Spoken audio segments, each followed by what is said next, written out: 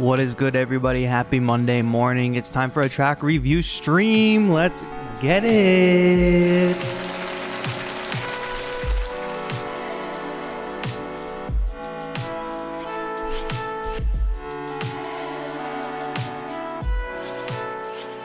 How is everybody doing?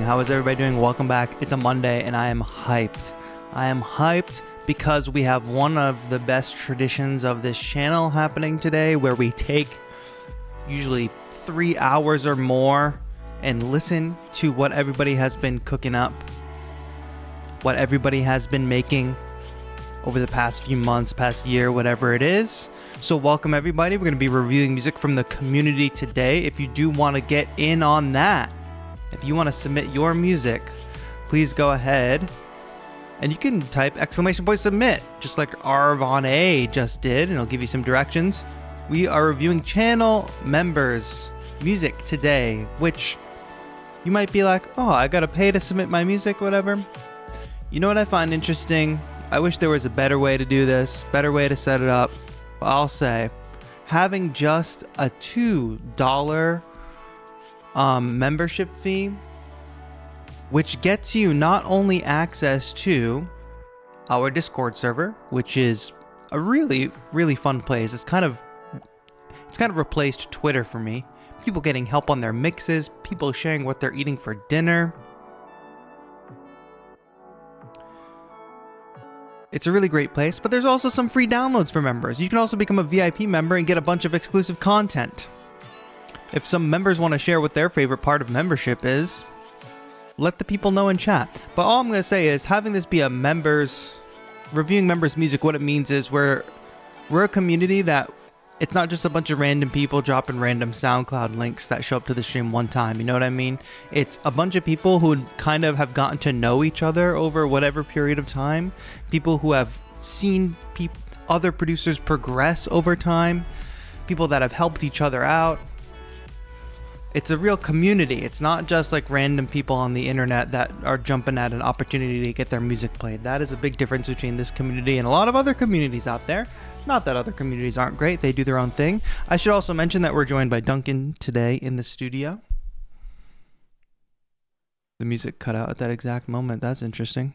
Stream's still live though. Say hi to Duncan, everybody. Duncan in the house. We do have a stacked selection of music today that I want to get to.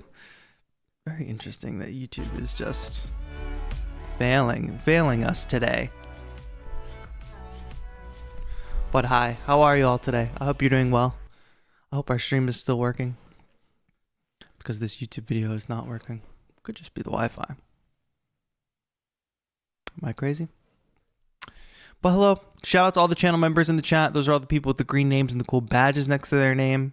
Seal Sound says, what a time to be alive. What a time to be alive indeed. Thank you to all the people who became members prior to us going live today. Daniel Volker, Cursed Skin, thank you, and more before, like we were even live today. I can't even see all of them. But thank you, I appreciate that. Internet is killing the vibe with this music situation. Is not working. Is it just that video that's not working? Is it the Wi-Fi? Who can say? Am I even still live right now? That's another question. Chat disconnected. Let's see. I think it's my computer's problem. We are kicking off the stream in just like an amazing way today. Amazing technical way. I hope you're doing well. Chat amongst yourselves while I fix this technical issue. Oh, look at that. It is working. I am live, confirmed. I just can't see it on my computer. That's interesting. The stream is live, but my computer's internet's not working. Let me toggle Wi-Fi on and off, and we'll get back to it. But I can read chat here on my phone. Hello, everybody. What's up, Unfazed? Hi, David K. Nice to see you. Seems to be working. Yeah, okay, great. Kiki, what's good? Lyle Truth, how do we submit? You can !submit for that.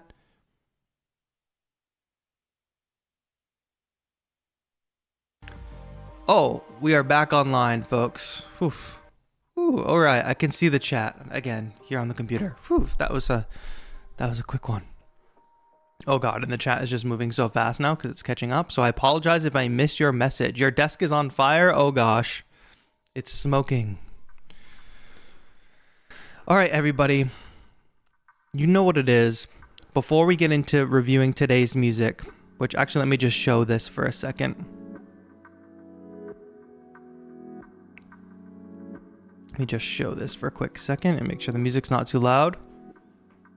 Take a look here, chat. This is our track submissions channel, which if you're submitting music today, this is where you will submit your music. We have a bunch of awesome tracks stacked up today. And I just want to show that the Discord is overall a good time. We've been talking a lot about Beattober 2023. We got other stuff happening, including Dungeon Master sharing all this hail that randomly happened in Texas. Should have recorded that as a field recording, in my opinion. Oof. Wow. I don't want to get hit on the head with that. Anyway, it's a good time. Jump over to Foodies. We can see the amazing food people have been eating. And I've especially liked what's been going on in the Need Help channel these days. People have been just like kind of asking for mix advice here and there. I don't know. It's been good vibes overall in the Discord. We've been trying to sort of revamp it a bit. And I think it's been going well. Challenge event, a couple people took a bunch of snaps and clap samples that people in the community made and made tracks with them. So that's fun. So you can join the Discord by becoming a member. Hit the join button. We're a little dark today, no?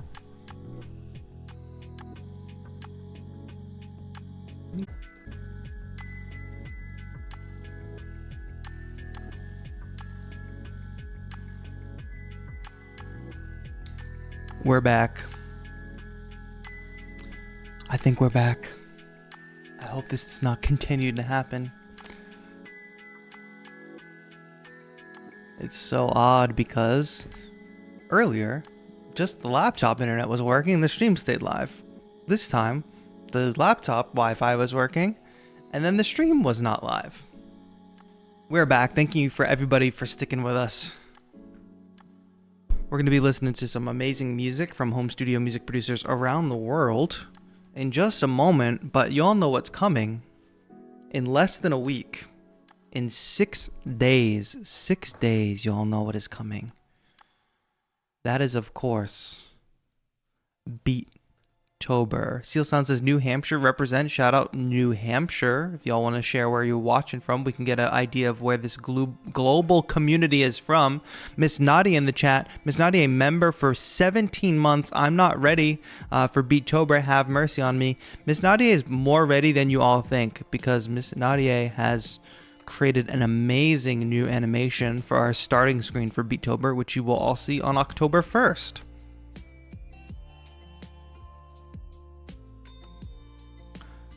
For a moment, I'd like to show you all that Beattober.com is now live. You can now go to Beattober.com, https://Beattober.com, and get all the details, or get some of the details around Beattober at the moment. If you click join the fun, it's going to tell you exactly what you need to do to participate in Beattober, which is not that complicated, no matter how complicated people want it to be. People panicking. How do I do Beattober? How do I do Beattober? Make daily beat videos, post them to Instagram, join the live streams. It's that simple. What's the schedule for the live streams and the events? More details coming soon, but you can count on us being live Mondays and Thursdays. Every Monday and Thursday in the month of October. You can catch the 24-hour stream. Book this in advance, folks, because I need you all powering through with me on this 24-hour live stream, October 28th through October 29th. That's a weekend for all you. What's the rules? Do we just post one video on every day? Exactly what I just said, unfazed. Exactly what I just said. Don't make it more complicated than it needs to be. Don't search for it to be more complicated than it needs to be. Donate button. Of course, Beattober is in. We are trying to raise money for a great cause. Last year we raised $10,000 for the Music and Youth Initiative. There's a bunch of different ways we collect funds and try to raise money for that. Nobody do any donation stuff yet. We're going to start this on October 1st. Don't go into panic mode and just reactively do something. You'll be able to find a donate button on the streams. You'll be able to directly donate to Music and Youth. If you buy merch, which we'll get to in a minute, merch is actually out now, that you can buy now. You'll be able to buy any of my sample packs. You'll be able to become a channel member, and there will be more ways coming soon. But any of those things, all the proceeds from channel membership will go to the Music and Youth Initiative, all the proceeds from sample packs, merch, and then you'll be able to donate directly.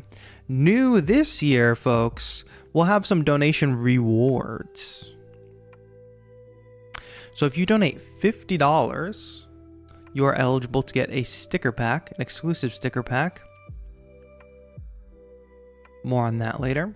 If you donate $150, you can get a private one-on-one Zoom lesson with me. This is the only time I hold Zoom lessons throughout the whole year. If you donate $250, you can choose a cover song. It can be an instrumental or a full song, whatever.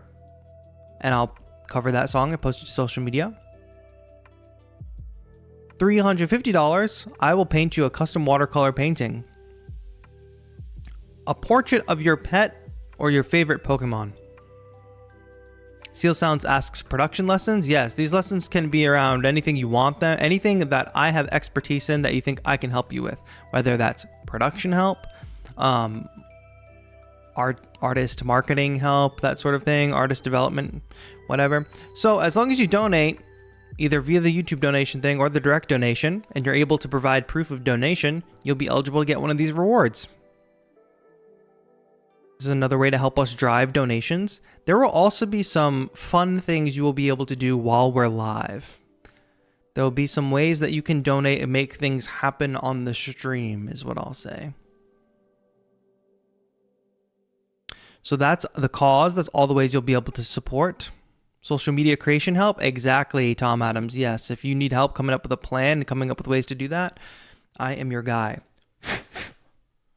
Okay, next up, well, I'll skip merch for now. We'll go to bounties. There will be a few bounties. It's not just... Oh, hold on. There's something playing in the background we don't want to get claimed for. Bounties, my friends. What is a Beattober bounty? It is simply a way that you can specifically try to win a prize, because not only are we raising money for a good cause, we are also giving back to the community. So I want us all to come together as a group and for a good cause, but I also want to give back to all of you who support me year after year, month after month. There will be a few ways you can win prizes, and I have over 60 prizes, hardware and software. Here's how you can specifically try to win a prize during Beattober. You can be a part of the notification squad. So in the first 10 minutes of every stream during Beattober, that's Mondays and Thursdays, even a few little unscheduled streams here and there, we will give away something. So if you're here in the first 10 minutes of stream, you got a good chance of winning. We'll pull a random chatter, we'll send you a prize. The next way, we will have a sample challenge in collaboration with Lander, where there will be a custom sample pack to download. You'll be able to download it for free. I believe you guys will get a free month of Lander or something too. I'm meeting with them to finalize the details. So you'll be able to enter into this sample challenge using the samples. We'll give away prizes for that. A lot of this is TBA because it's not Beattober yet. Then for all my guitar players out there, we will have the Jamstick Beattober bounty. You'll be able to win a Jamstick Classic MIDI guitar. That's this classic MIDI guitar right here. You'll have all month to do that. So that's a bounty for the guitar players to potentially win a Jamstick. And for each one of these bounties, well, for these two like kind of competition bounties, we'll have first and second and third place prizes for. So there's lots of ways to win prizes. Some just by showing up, some by actively making some music. Jump back one more. There's another way to win prizes that I realize I have to finish that page, but we will also have Beattober awards. Let me check something.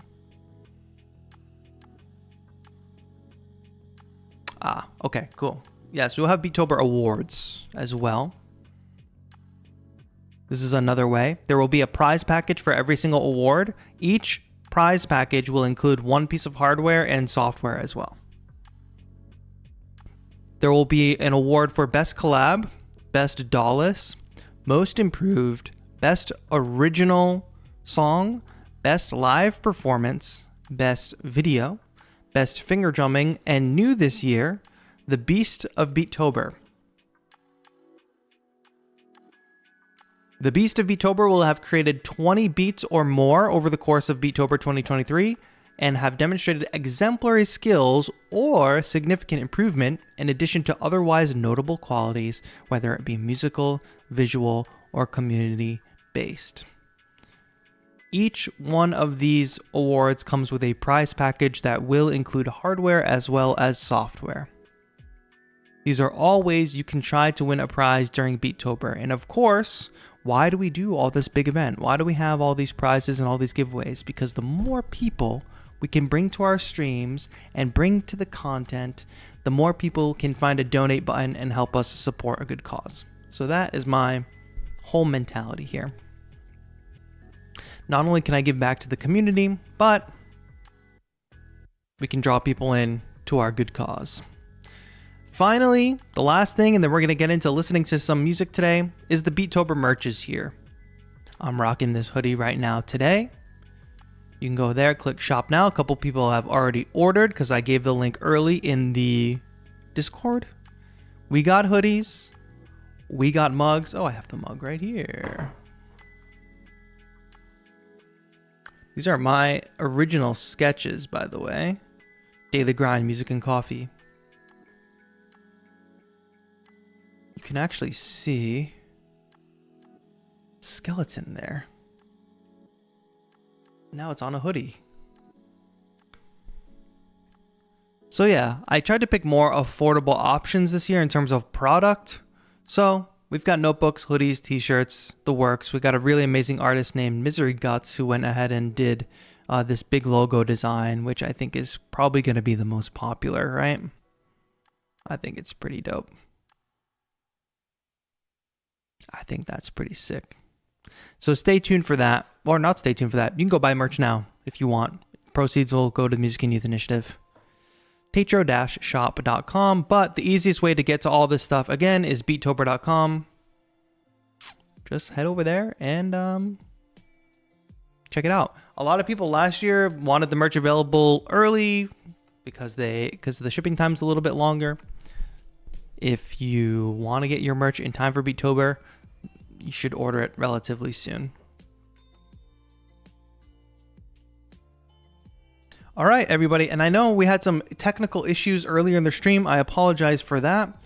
But if anybody was wondering, how do we even get into the Discord? I believe !Discord should help you.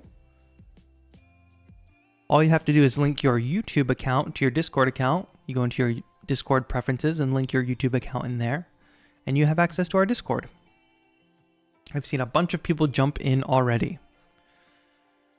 All right, what do you say we get ready and we listen to some music? Because we're 20 minutes in already. I'm really pumped for Beattober.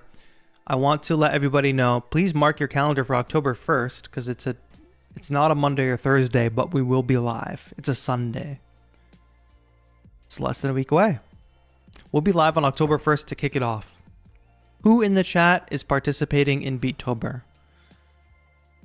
Who in the chat is scared of participating in Beattober?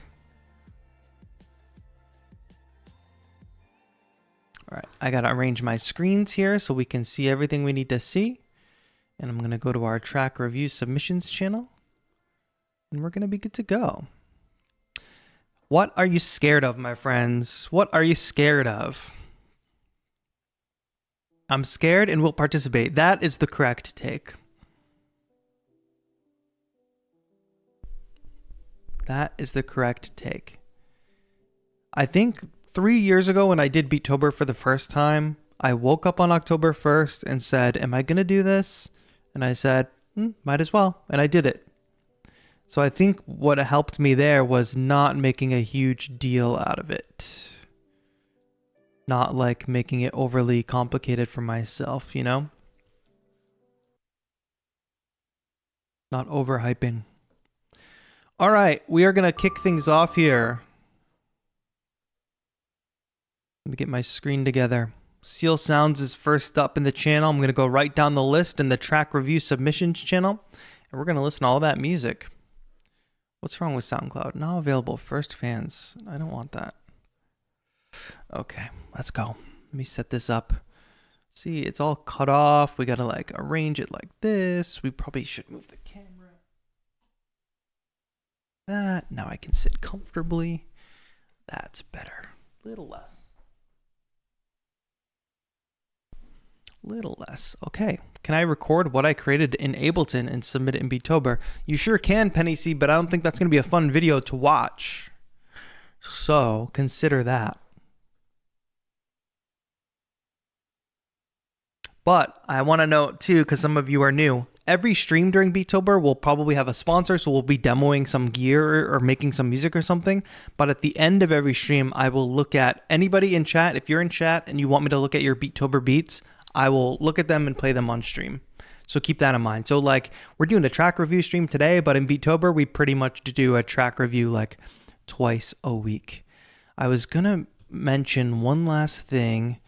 Video creation, TAETRO. I think I have, yes. I have a video from last year that goes over some of the basics of making videos. I'll spam it right there.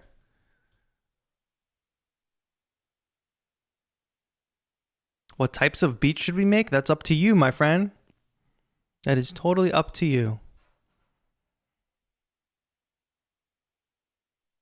Sanrigo says, I was scared last year, but I'm super excited this time. Awesome. Yeah, make spooky beats. You have 31 days, folks. You have 31 days of making music. You should try different genres if you want. Try to get better at a particular genre. Try something out of your comfort zone. Any genre of music? Yes, yes, yes. Please make sure, as you contemplate Beattober, do not apply rules that do not exist. Do not feel like you have to stick to one genre. Do not feel like you have to make 31 beats and I'm going to come to your house and check your homework and say, you missed this day. No, that's not what it's about. Any suggestions for a newcomer? Start from zero. Just keep making stuff. Be not afraid, make stuff, post it. I'll tell you, chat, one thing that helped me last year, just being one day ahead. So instead of starting on the 1st and making your first beat on the 1st, make your beat for the 1st the day before.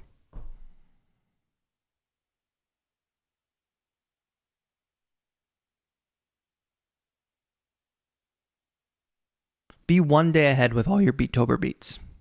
And if you can, be 2 days ahead. And also, break the idea of what you think a Beattober beat is, or what you think you have to do for a Beattober beat. You don't need 5 different camera angles. One camera shot, 30 seconds, boom, you're good. Doesn't need to be fancy. All right, let's get into listening to music. This music is by Arrow. We know them as Seal Sounds in chat. The song is called Not Real. As usual. Oh.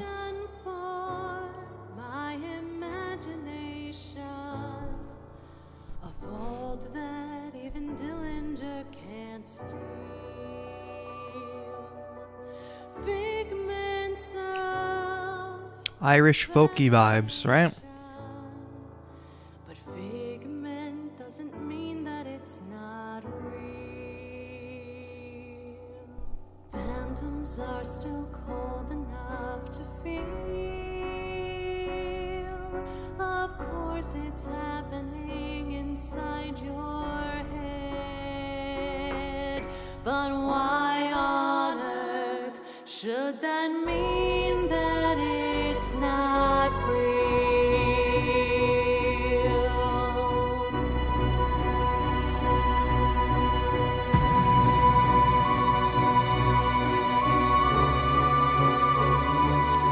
It's like a Western, cinematic Western thing happening here.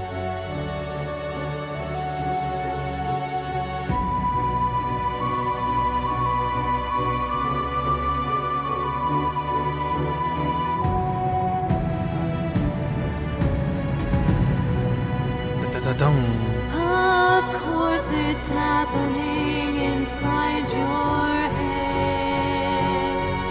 But why on earth should that mean that it's not real?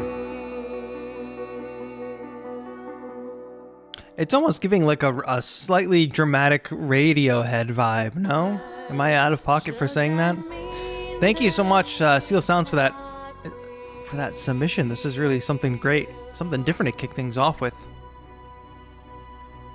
So what do we think, chat? As usual, I wanted to say at the top, we are here to give constructive feedback, but also give support to artists. If anybody comes in here out of pocket saying negative stuff for no reason, like if you jump in chat and the first thing you say is super negative, I'm just gonna ban you. That's not what we're here to do. We're here to treat everybody with respect, and we're also here to be realistic about where people are at. We're not comparing everybody's music to a top 40 Billboard hit. We are comparing their music to where they are at in their journey. All right. Then one thing, well, there's two things that stuck out to me. First of all, the instrumental and the music and the composition is beautiful. And I think the arrangement is really interesting. It's a short song, but there's nothing wrong with that. It doesn't overstay its welcome. The number one thing that stood out to me are the vocals. Now, the vocals are not bad by any means. The vocals are good.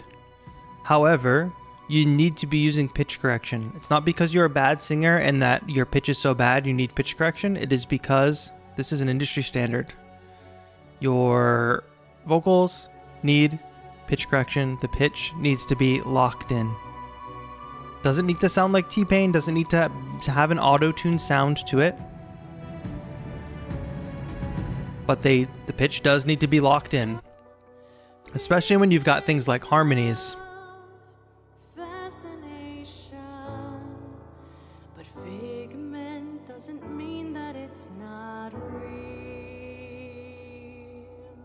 Phantoms are still cold enough to feel. If you're a vocalist and you're making recorded music, you need to be putting pitch correction on your voice. Number one thing. The only other thing, well, there's two other things that stuck out to me. It was like the kick or the bass drum. It's coming here. 2, 3, 4. That bass drum has no sub bass in it. It actually kind of just sounds like... in the reverb on it sounds really artificial. So you need a lot of that, more of that low frequency and that low bass drum. I want to feel those subs. Boom. Oh yeah, it is more like a low tom, says White Whisker. I would get like a nice boomy bass drum there. Keep those sub frequencies in there. Don't blast it. And also just that reverb on the top end of like that tom sound, it sounds very like stock drum sound with reverb on it.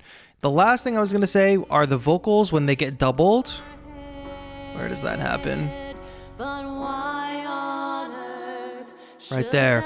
When those harmonies come in, like the harmonies are good, but the harmonies and the main vocal should not exist in the same space because you have the instrument, the same instrument competing with the same instrument. Why on earth should that mean that it's not real?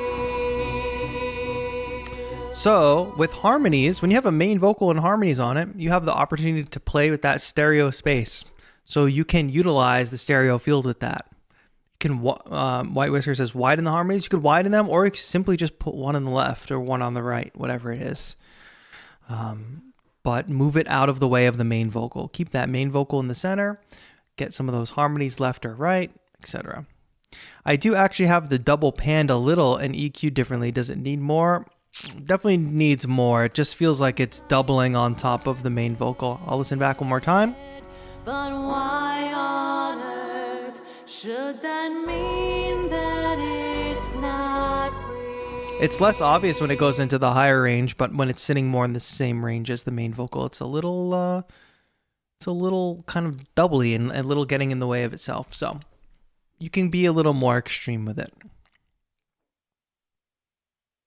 SDK said, Seal Sounds, hit me on Discord. Let's work on something in the future. Good idea for a collab during Beattober. Hey, Seal Sounds, that was really great. Thank you for kicking us off with a great track. I would love to hear more of this type of music. If this doesn't show people that we're open to any genre and anything over here in this community, then I don't know what will. Let's keep on rolling through. We got Dungeon Master up next. And you all keep me in check on the Discord side of things if I accidentally skip somebody or something. Cinematic rates at a 9 out of 10. We could probably not rate people's, because what are we rating it out of?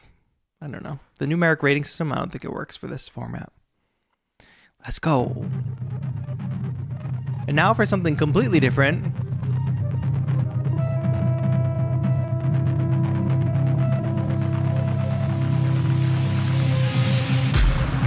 Terror in Space by Dungeon Master.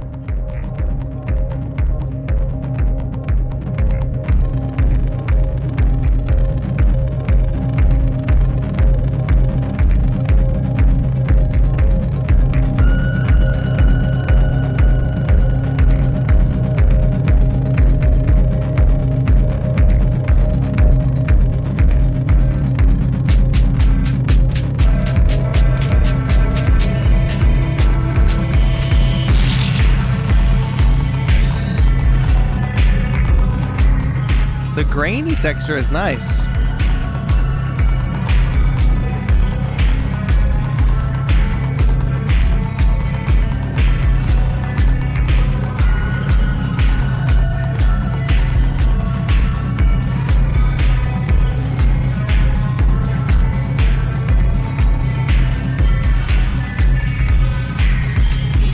I feel like it's too bright for this.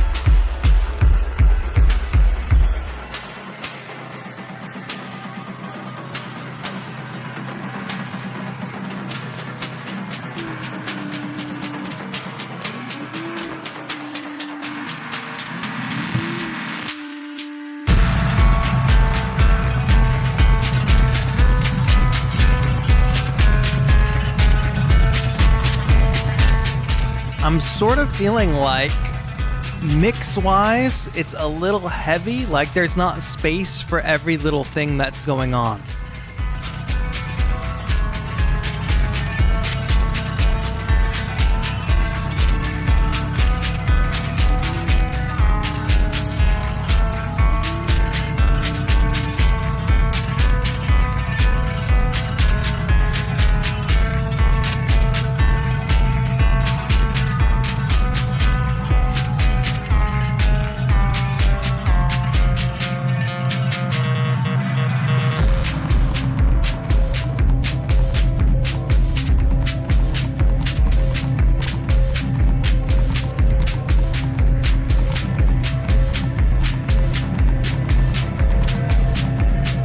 I think it's kind of paying attention to where the frequencies are at. There's a lot of low rumbly stuff, it seems, and I think the low rumbly stuff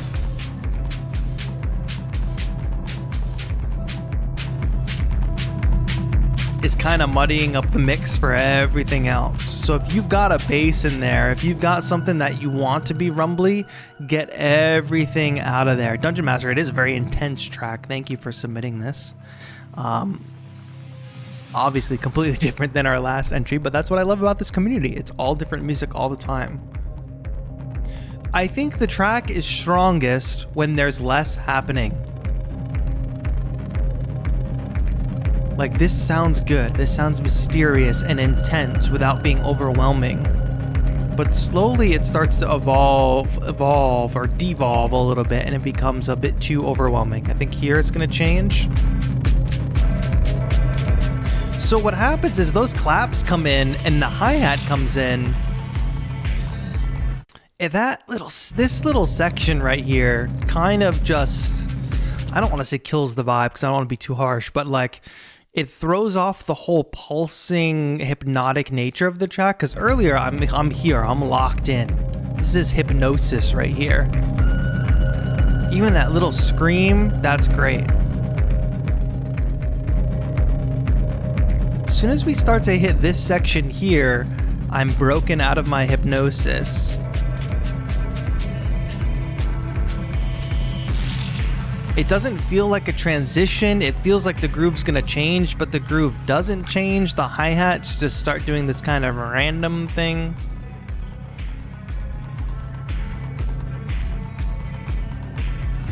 That melodic instrument is not locked in rhythmically either.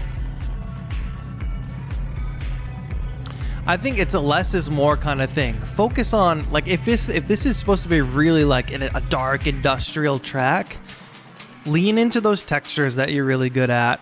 Refocus on the structure and the hypnosis aspect of it.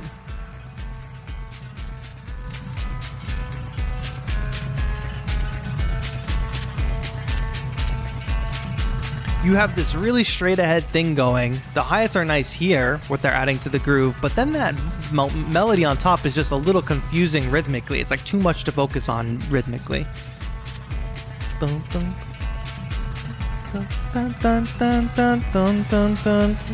Because it's got a delay on it too, so like you have a few different rhythms to play with. You have that bombastic booming 4 to the floor straight ahead thing that's being echoed in a melodic instrument as well, dun, dun, dun, dun. But then you have the shuffly hi-hats. Those are nice together. Those two alone, perfect. Then there's another layer that makes it a little messy and a little confusing. So I would pull back. Less is more. Get people in a trance, man. Don't let people break out of that trance. Don't give them too much to think about. But awesome job on the texture and the intensity of this track. Like here, some of the textury stuff is a little bit busy. But here, where there's less happening, it's for sure magic happening here for sure. So much easier to grab onto, and it's again.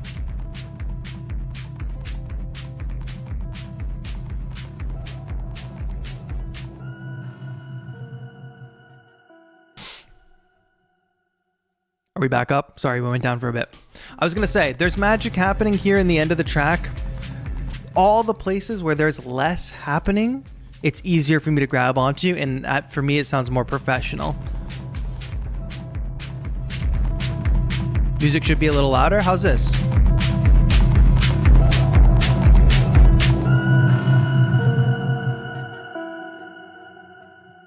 Lean into that, Dungeon Master, though. That's a great direction to be going in.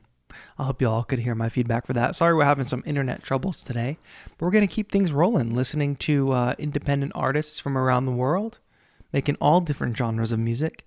Thank you to Dungeon Master for submitting that intense track. I want to also mention, if you hear a track that you like today, you're seeing their profiles on stream, so head over to their profile, give them a follow, give them a like, give them a listen. All right, next up we have STK. Now, I have a feeling these first 3 tracks are great representations of the fact that you can submit any genre here. Here we go.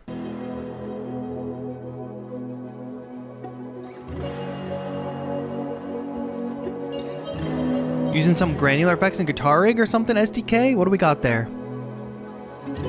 What is that magic? You got a cool pedal I don't know about? Oh.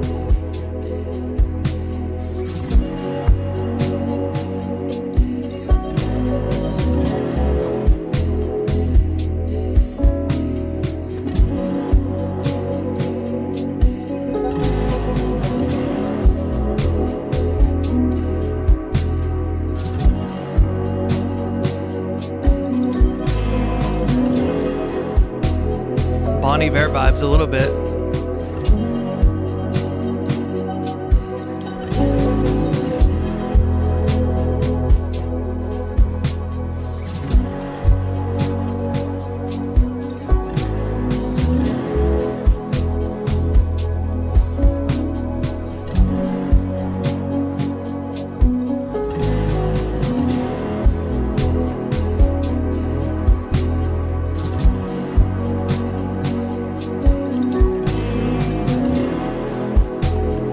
about drums, SDK? What's going on with the drums?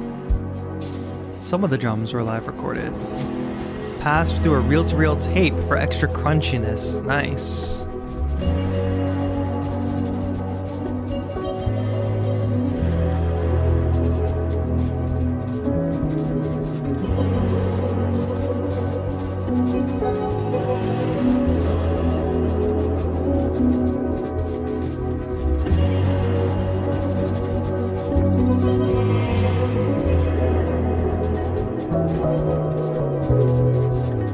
I love where the piano and the bass connect there.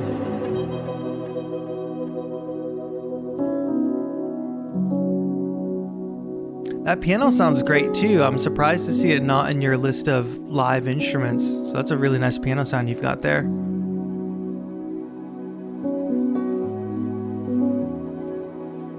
Beautiful melodies. And I love how it ends with the similar granular, dreamy thing from the beginning. It's titled Intro, so I'm assuming that's like an intro to an album. That's really fantastic. There's not much that I would change about this track. Like I said, it's giving me Bon Iver vibes.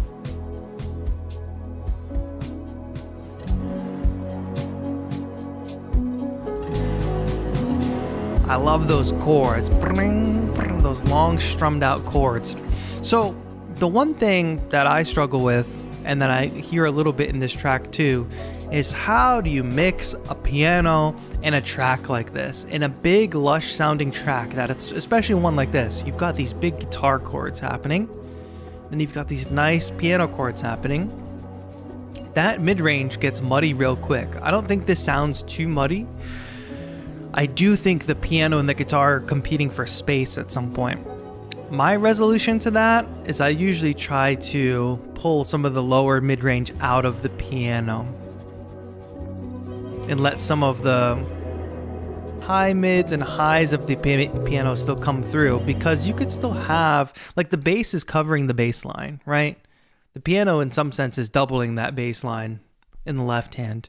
We could still get the sound of the hammer action on the notes, basically, without getting all that low boominess of the piano and all the mid boominess that's going to compete with the bass and compete with the guitar. I don't know. It's a struggle for me too. I've been using a lot of Pro Q3 lately to do like a dynamic EQ in certain ranges, but piano is a tricky one for me. I don't have a perfect solution, but I usually try to make sure it's not occupying the same space as these other instruments. It's always difficult to mix. And then the last thing that I probably would have done differently is this kind of bridge section here, where the snare turns into this reversed texture effect thing. That to me was like a little too prominent. And since the mix of that sound really doesn't change from when it was the original send, when it was the original snare, it kind of like it's confusing for me as a listener. I'm like, oh, the snare used to be here, but now this kind of confusing thing is happening. So I would have probably just EQ'd that into a different space. If it's supposed to be this big mysterious effect happening around me, I would have maybe made it mostly high-end EQ with some bouncy delays on it. Whatever, make it float around me a bit more rather than stay exactly where the snare was EQ'd and at in the mix, that kind of thing. That would have been the one other thing I did. But obviously, very beautiful composition here.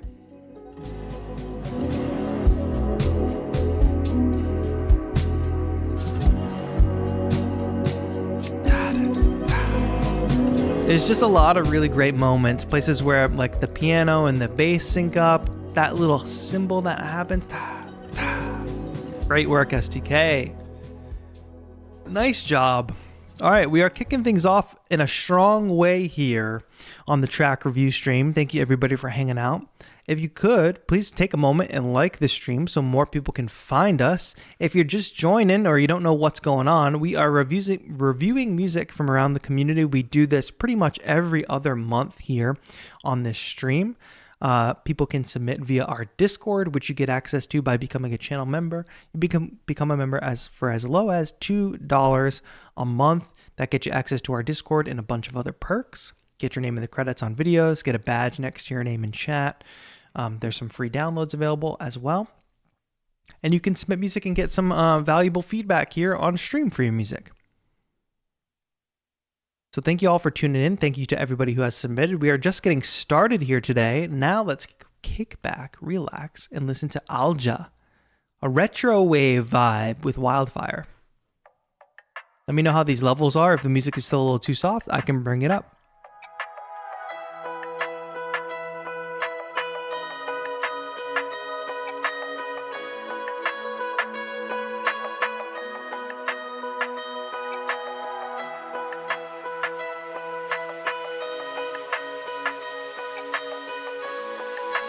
We're out of coffee.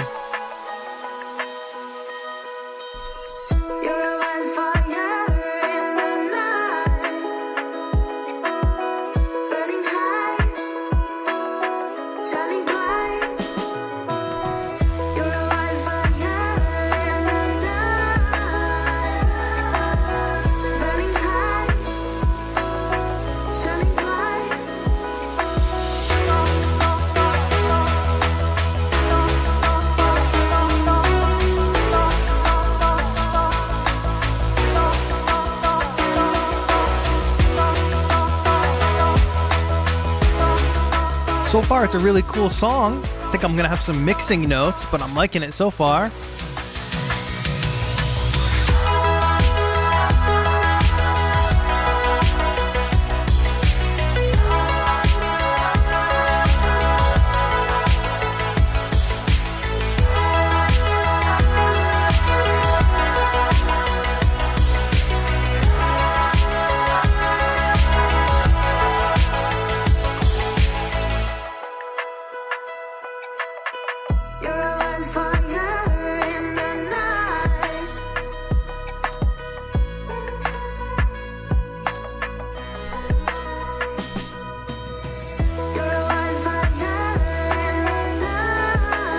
I like the use of like interjecting those acoustic drums for the fills. That's really cool.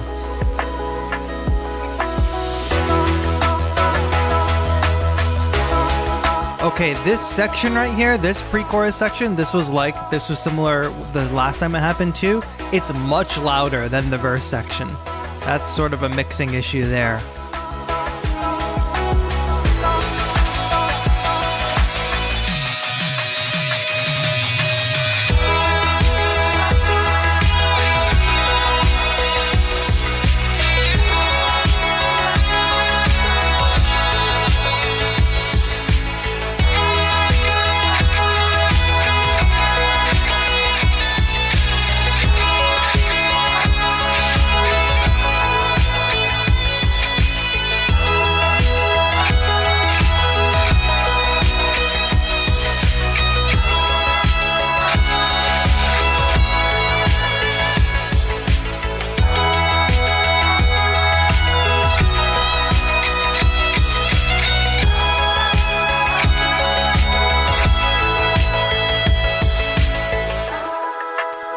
Cool.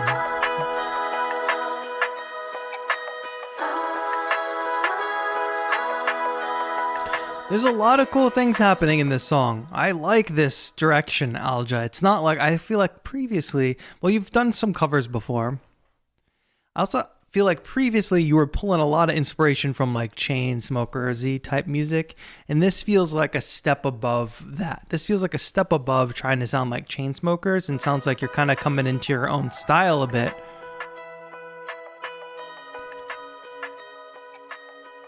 There's a few mixing things that definitely need work. Mixing is the number one thing. The composition is pretty good. I think there are some things that could be improved about the composition as well, but let's talk about mixing. The first thing that stands out is as soon as we get to that vocal part, what's the loudest thing here? It's not the vocals.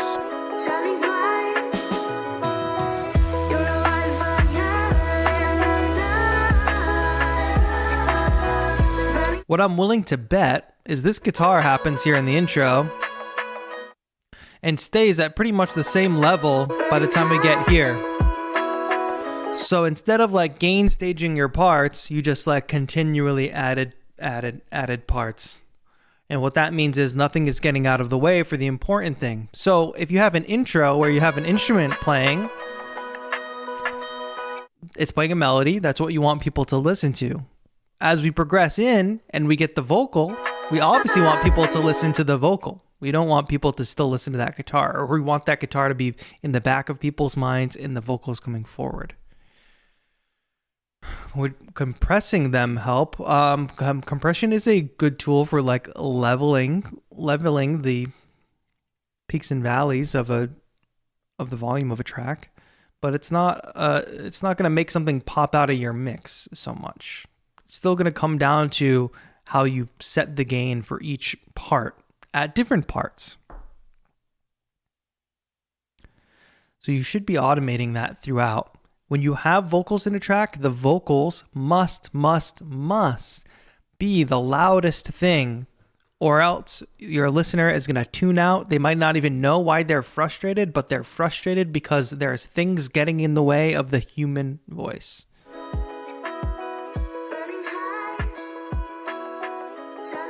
So you can kind of get away with it there because it's pretty sparse. There's not much there. A keen ear can tell like this guitar and this vocal is competing. Then it gets to this next section. There's even more stuff happening.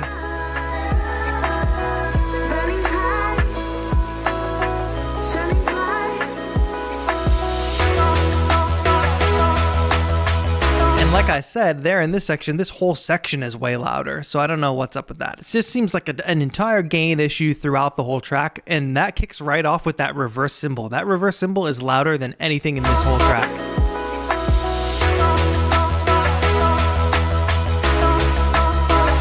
So mix-wise, you got to go in and you got to do some gain staging.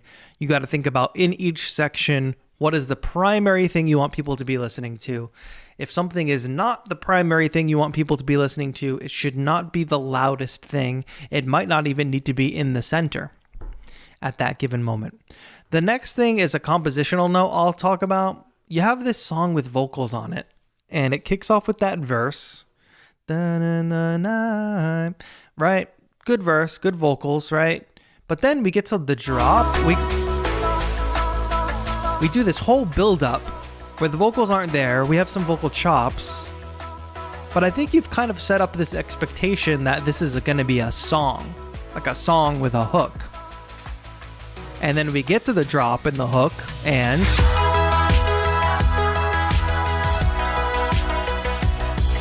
while it sounds good, I think it's disappointing from my expectation that we were going to get a big hook that sort of paid off on the verse from before. No vocal hook here. It was a little disappointing. So, it's a lot of mixing stuff. There's mixing work that needs to be done, the vocals as well. But gain staging, things like that will take this mix a long way, paying attention to what's important. And getting a top line on that chorus, exactly. Or maybe there's no, take out the vocals, right? And just listen to this as an instrumental. Does it still work? I'm not sure. Some tips there, Algebra, but it sounded like a really nice composition. There's a lot of cool things happening. Just make sure you're not throwing, when you throw in all the cool things, there's a next step, which is like, let's make them all work together. It's not enough to just have the cool things in your song. You want to make sure they're working together sound-wise. Thank you for that submission, Alja. We're going to keep moving because we got a lot of submissions to go. We're going to have to close submissions at some point. I know people are still jumping in and joining, and we have a lot more to go. So I would say if you haven't become a member or you haven't submitted your track yet, I'll give you about 15 more minutes. We'll go 15 past the hour, and then I'm going to close submissions. And we're just going to tackle everything that we already have here. Like I scrolled down in this list, and I already can't get back to where we were. All right, we're back.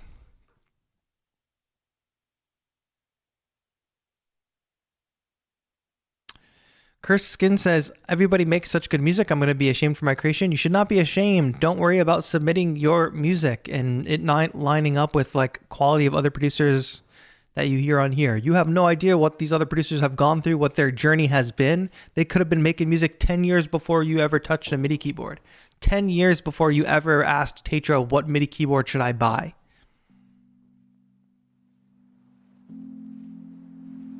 This is Daydreams. I don't know if the artist name is Sound is God. I don't know if King is the artist name. It's Red Hair Julian. King, I believe, is the artist name.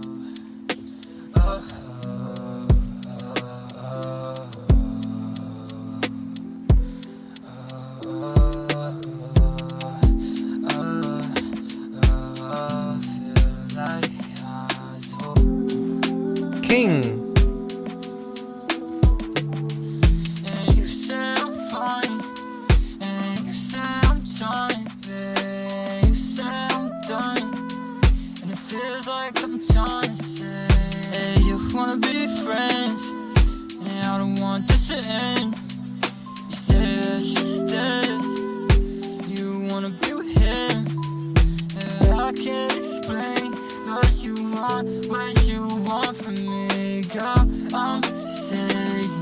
I like the overall just dry quality of the whole track. It's got this lo-fi quality to it. Duncan's dreaming. I like the aesthetic of the entire track.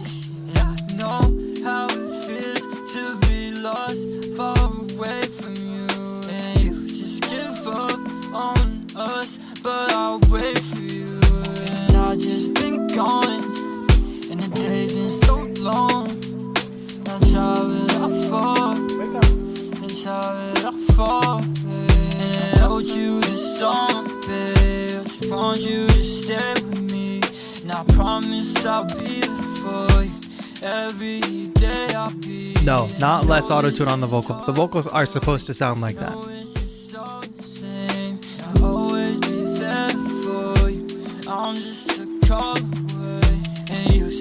Alright, but here at that moment, the instrumental needs variation. That would have been a moment to do it. At any point, you could drop the drums out for a bar, for a beat, you know? And I'm going to venture to say this track could be 2 minutes and 30 seconds rather than 3 minutes and 30 seconds. If your track is a certain length, ask yourself why. Is there a progression from beginning to end? Is there a section that can just completely come out? Like that's where like editor brain needs to come in. I think writers are really good at that. I had to do that in a recent video edit I was doing. It's like, do I need this section? No, delete it. It's redundant. It's not adding to the song. We have to be better at killing our darlings as music producers. This as an outro works.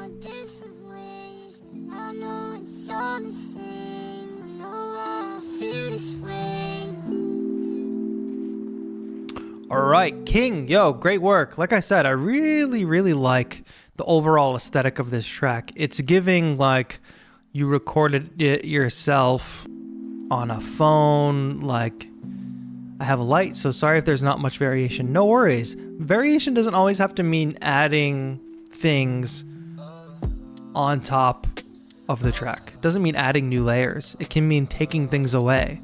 So you did a good job with adding this intro with a vocal improvisation. You build us up with the drums, right?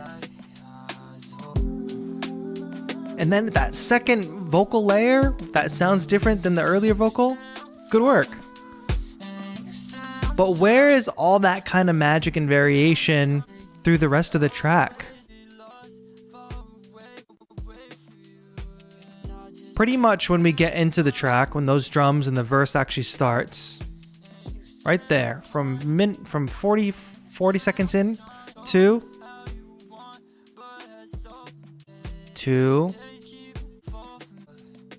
here to about 2 minutes 50, It's about 2 minutes of really nothing changing. No cool vocal stuff happening, no variation in the drums. Variation in the drums can mean just take the snare out, just take the hi-hat out. It means like switch the drum groove to being like beat, beat, beat, beat for a second or something. Variation within this section is absolutely crucial. Maybe people are cool with like chilling and listening to this track, kind of having it on in the background. I think you can take it up one more level by just adding a layer of polish and a layer of variation inside here. And be an editor, be your own editor. Chop stuff off. If you can clear 30 seconds out of this track and make it 30 seconds shorter, a minute shorter, and it's a tighter experience that people want to go back to and listen to again later, add to a playlist later, great. If they come across the track and it's like, it's a little long, it's a little repetitive, they're not adding it to the playlist. They're not going to listen to it again, right? But great aesthetics. What I mean by aesthetics here is like everything sounds like it belongs together. Even though everything is recorded in a kind of like lo-fi kind of way, I can hear stuff in the vocals that can get better, you know? There's some like plosives and things happening. It sounds like the microphone you're using is a little cheap, but I don't mean that in a derogatory way. I think it fits this general aesthetic. People are looking for like raw authenticity. Sounds like somebody made it themselves in a bedroom. It doesn't sound like you're trying to emulate a top 40 track. It sounds like you're you making the music that you can make on your own with your own two hands. And that's really great. I think people love that. I usually go till I don't have anything to say. Yes, that's all fine. But now edit it down. Edit it down instead of being everything you had to say. Edit it down to being the best things you had to say.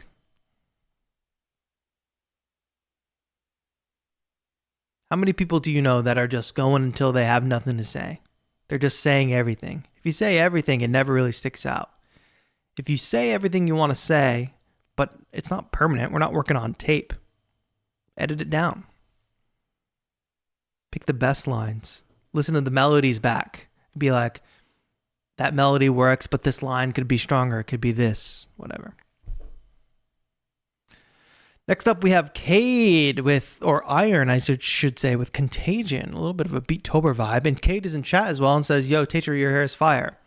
I don't know what it is, Cade, but I'm thinking your track is going to be 10 out of 10 amazing already. That's just what I think. I don't know what makes me think that, but it seems like from your comment about my hair that your track is just going to be amazing. But shout out again to King, red-haired Julian in the chat for submitting that song. All right, Cade, let's listen to this track.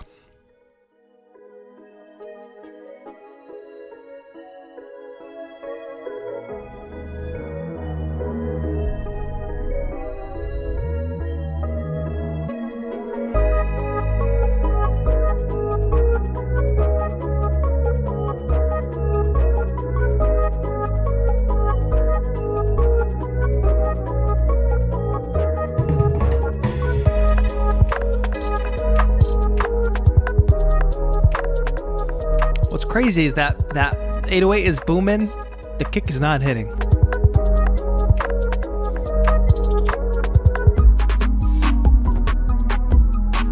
But the track is grooving.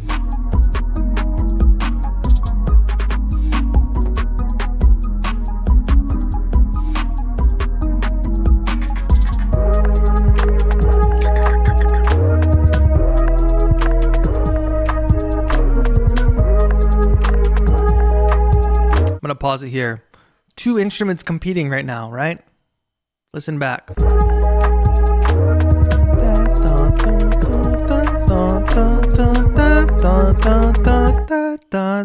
You hear that instrument plus the instrument that's playing the long notes.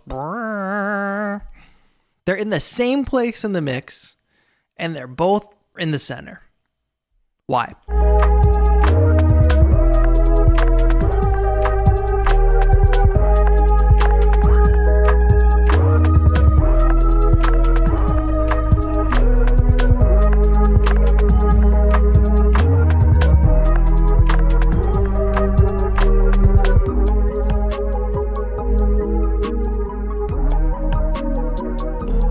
good work on these sections. We're definitely transitioning from section to section. We're keeping things varying. It's not repetitive, overly repetitive, so that's good.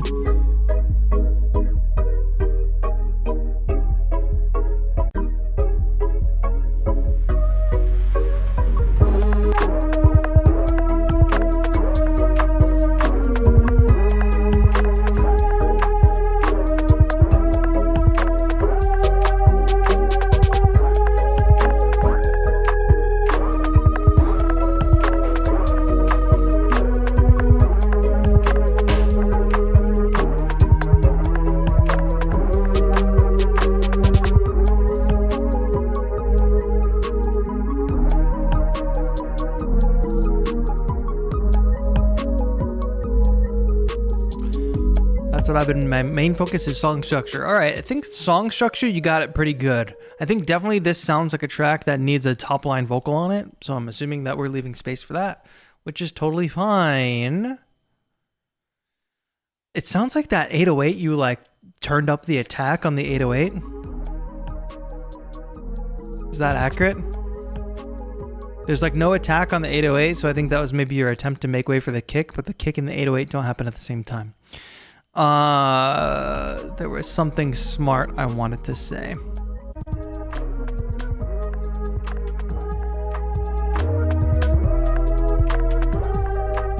I think the theme of today's episode is like editing. Not every idea you came up with needs to happen in the track. Not every idea needs to happen at the same time as all your other ideas, right? So this section that became most obvious, where there's like 3 or 4 different melodies happening.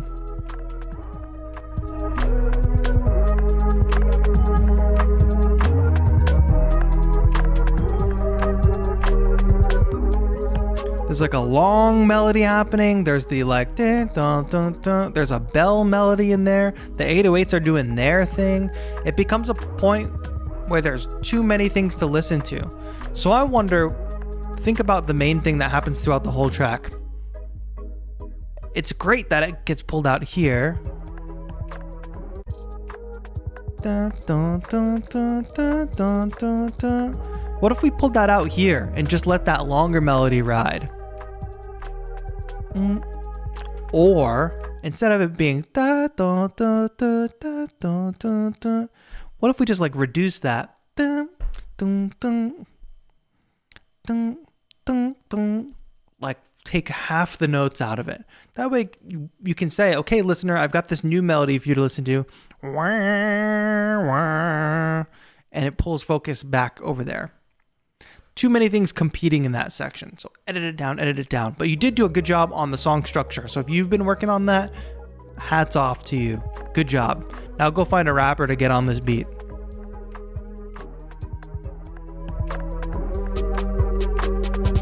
Do something about the kick in 808. There's like 100 tutorials about kick in 808. You can either replace the 808 with a 808 that has a snappy attack, or you can find a kick that hits harder with the attack and doesn't have a long tail.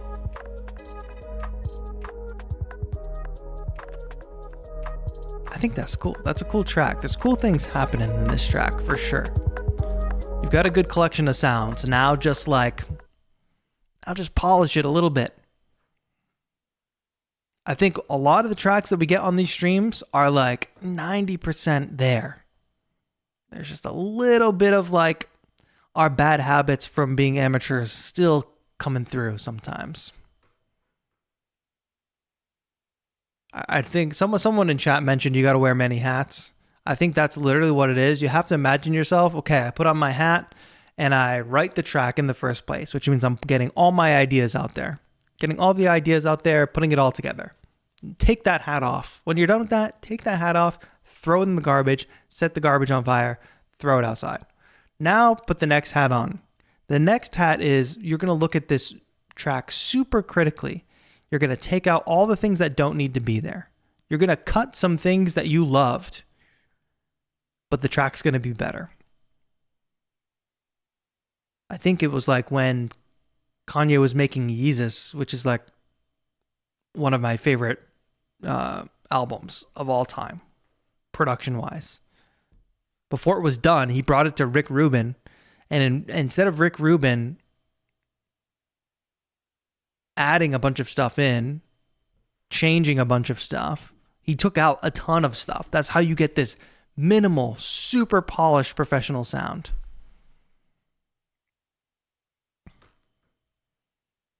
Kei Otanari is up next. Daum says, I'm going to get that sweater, man. That is my favorite one. Please do. Please pick it up because all that TAETRO-shop.com is going to go to support the Music and Youth Initiative. And sticker packs will be rolling out as Beattober comes underway. But I wanted to point out that we're going to have some really cool stickers in the sticker packs. Focus. Not on my face. My face isn't there.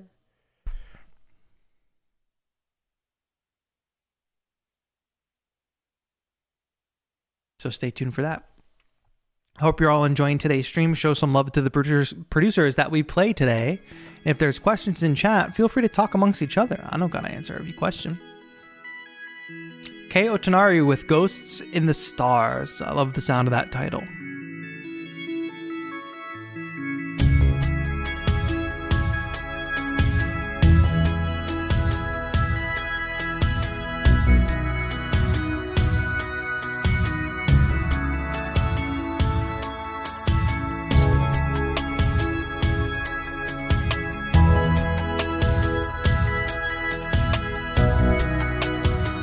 I love the light snare.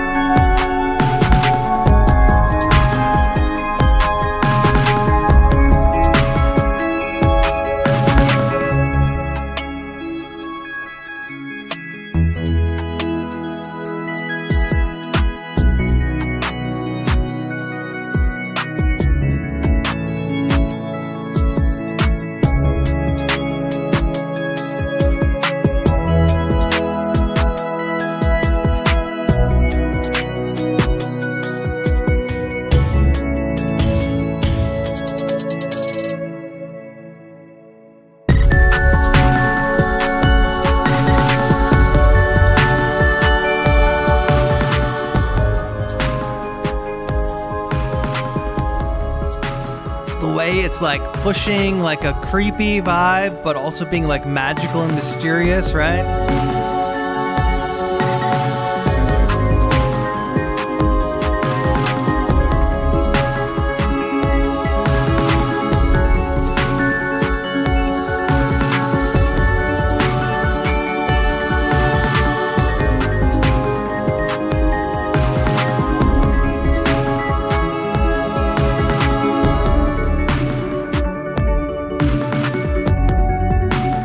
Getting a mystic, airy magic vibe, says JVJV. Same. Music to cast spells in space too. All right, Kei Otanari, thank you for that magical experience of a track. Let's run it back for a moment. The sound selection here is really good. We start with this organy type sound, which totally fits the vibe. It was kind of reminding me of No Such Thing. Something off the Drift album. I can't pinpoint what song it is, but he's got songs that have kind of similar mystical vibe, a little more minimal, but a little bit similar. Okay. Here's my thing. There's a couple sounds, even though I really like the sound selection, there's a couple sounds and things that I feel don't fit perfectly. That kick drum being one of them. It's like this stock. When we listened to Seal Sound's track, it was like a similar vibe. It sounds like a tom with a reverb on it, but it should be a low kick. Dum, dum, dum. All the other drums sound cool. That kick sounds a little cheap. Or if that's a tom, whatever that is, it sounds a little cheap. It doesn't sound real. It sounds like cheap drum machine. Not in the way that usually sounds good. Why not just have like a better kick drum there that doesn't have reverb on it, by the way, because all of your synths and all of the magical melodic things happening are creating this space for us. We don't need a like artificial reverb on that kick.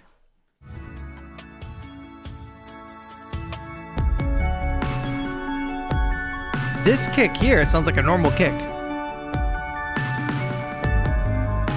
but we've given the like artificial reverby sound to that snare a little bit, you know? I don't hate that snare sound though.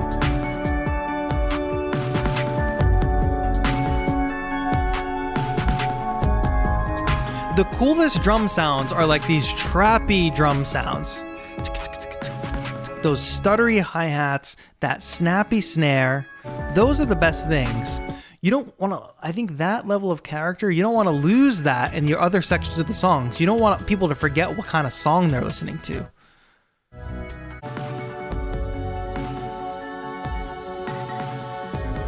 I like that. That's like a Nextel sound almost. Blip, blip. Beat me.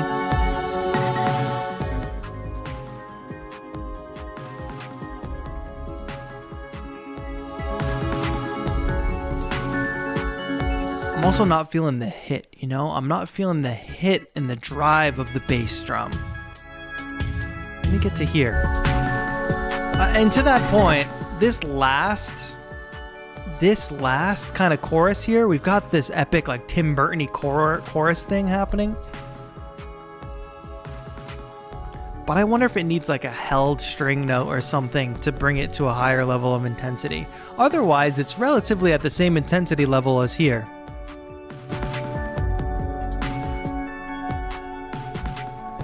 Oh, that vocal that gets held? Maybe that vocal needs to go all out here.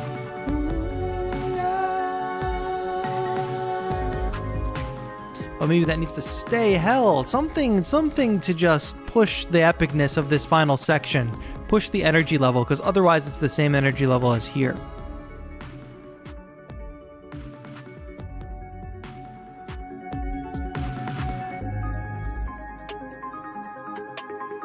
That's really cool. A lot of cool things happening there.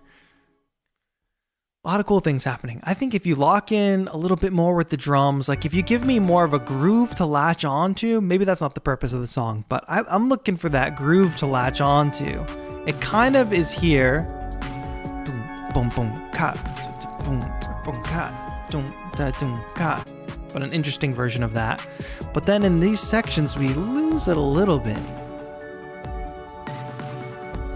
Something steadier to drive me forward, maybe? I don't know. That's a bucket load of things you can try and add feedback, but overall, I think you've got a great track here that is in its own world, and I think you successfully created a sonic world here with this song. So Kei Otanari, thank you so much for that submission. All right, folks, last call. If you are not yet a member and you want to submit, the time is now. Become a member. I'm closing submissions. We got White Whisker Music. Where We Live Now. Chill Hop Lo-Fi Beat.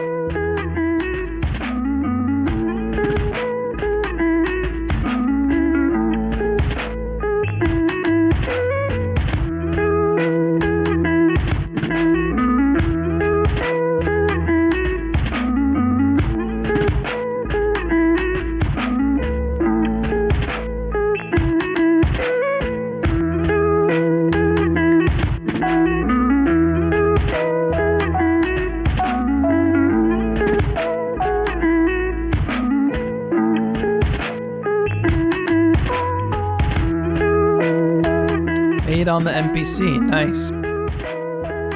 All right, now listen, I'm all about lo-fi. That was a nice little break there. But when you lo-fi it out so much, the whole thing tends to sound like an intro. Like I'm waiting for the filter to open up a little bit. And for the drums, even the drums, I'm waiting for the filter to open up a little bit, you know?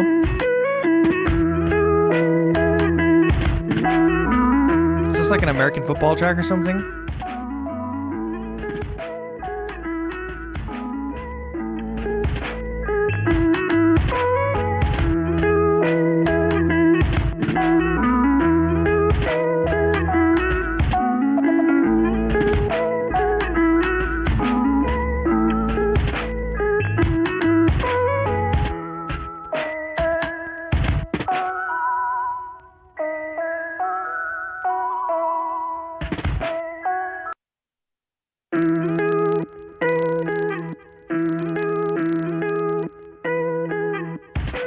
So especially at the beginning, that buzz doesn't give me nostalgic vibes, doesn't make me feel like we're about to listen to a cool lo-fi track. It gives me a what's wrong with my headphones or what went wrong when they exported this track vibe.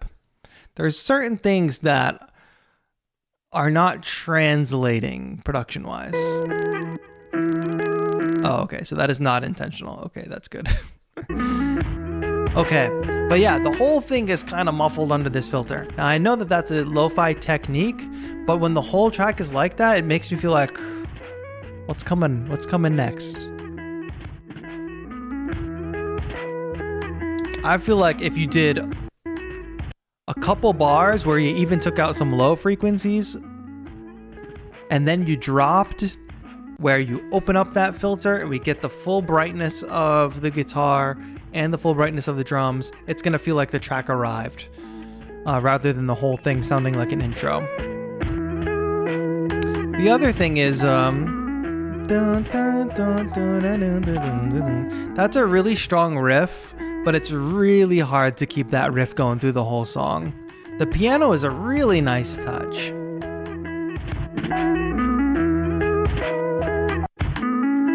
It's really hard to justify having that riff play for 2 minutes. Because even though it's like a 4-bar riff with some variation, it's still like the same throughout each of its 4 bars with a tiny bit of variation, you know? So what's the solution to that? Perhaps chop the sample. Boom, boom, boom, boom. And let those pianos be gorgeous and be on top. And then eventually bring it back where you're playing the full out sample. Right? You need variation.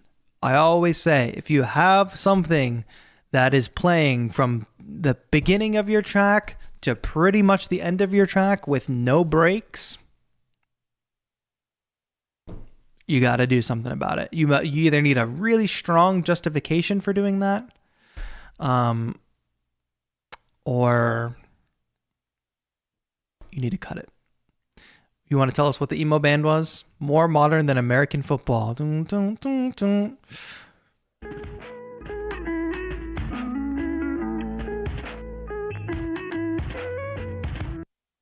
I'm not caught up on the modern emo scene, I think. Free Throw is the name of the band? I don't even know the name. I'm too old now. I'm too old now. I'm too old now. I'm too old now.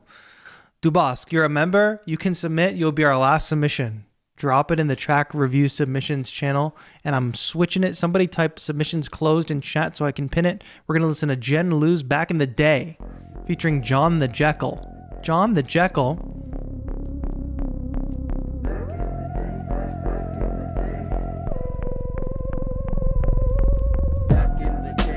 Ooh, I like that vocal.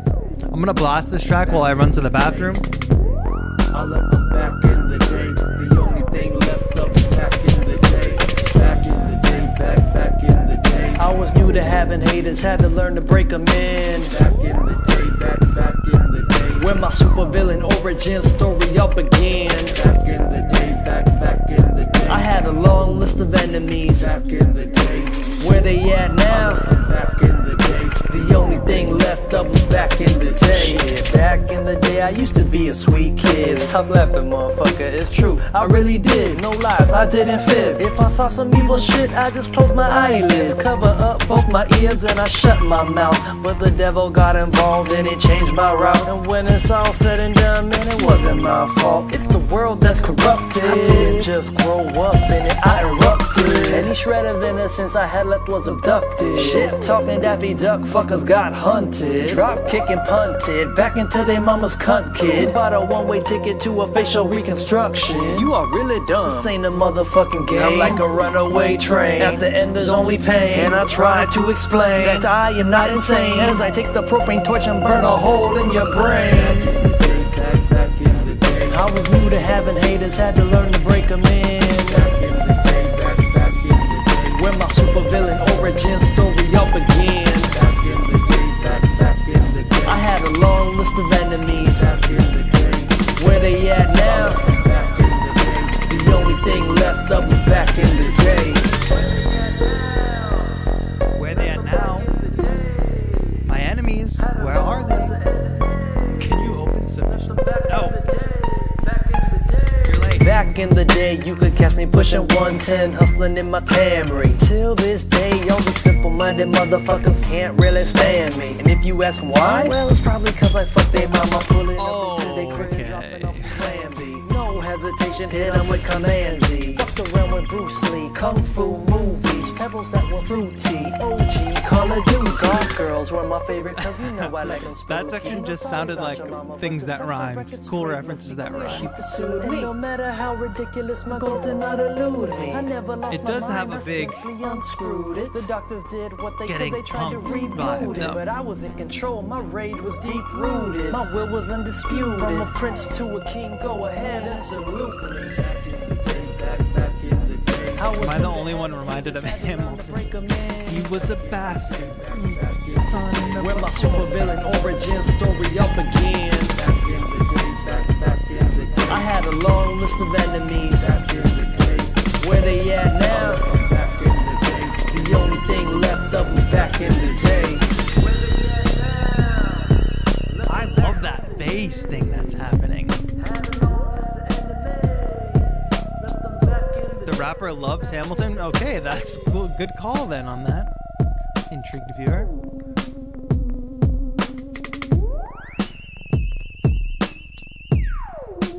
Alright. Back in the day. I gotta run this Pulling back. up into they crib and dropping off some Plan B. No hesitation, hit 'em with Command Z. Fucked around with Bruce Lee, Kung Fu movies, pebbles that were fruity, OG, Call of Duty. Golf girls were It's just like Pebbles that were fruity OG Call of Duty. I got the story up. I like the Plan B Control Z. I like that. That's clever. But then it just kind of turned into like other things that rhymed. Unless I wasn't following the story too closely. But hey, I really like this song in this beat, Genlu. So congrats on that. Good job finding a rapper to get on this beat. It fits perfectly. back in the day. Back in the day, I used to be. I a love sweet the way the kid. drums Some sound. left Really them good on work. true. I really did. No lies, I didn't fib. If I saw some I evil would. shit, I just closed my eyelids. Little more compression on the voice. Little more compression, maybe saturation, thicking up the vocals a little bit. Those S's are going to get a little harsh if you add a bit more compressor, I think. So potentially a de-esser. I had left was abducted. Shit talking Daffy Duck fuckers got hunted. Drop kicking punted. Back into their mama's cunt kid. Bought a one-way ticket to a facial reconstruction. Quite explicit. Quite explicit. Back in the day, but back in the day, back in the day. I think like one thing about like these hip hop beats that are meant for. You've got all this cool like theremin stuff and that wop wop wop wop wop wop cool vocal thing happening there in the intro and the outro. That stuff, it comes back during this little tiny interlude here, but why not have that happen? There's just I feel like there could be a little more space in the track, but I guess this section kind of does do that. I guess I'll just keep replaying that one part. I guess it does what I was gonna say, so never mind.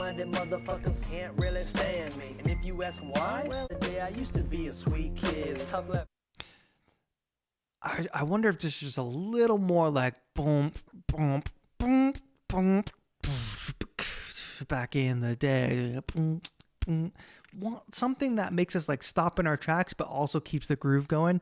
You know, like it's that basketball moment when you shoot the basketball and it's in the air. That moment of anticipation, and then it lands in the net. Beat drops again. Couple moments like that. Otherwise, that's just me throwing suggestions out there for a song that's otherwise pretty great. So, back in the day, had a lot of enemies. Where are they now? Nobody can say. Jen Lu, thank you. We got all genres today. We have all genres, all level of explicit nature today.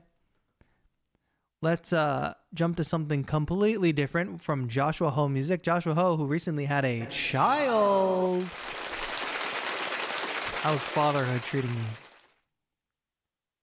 A Beattober track from last year into a full track for an EP. So that's great. All you thinking about participating in Beattober this year, consider October your chance to create a bunch of demos that you can spend the rest of the year and beginning of 2024 making. Internal Quests.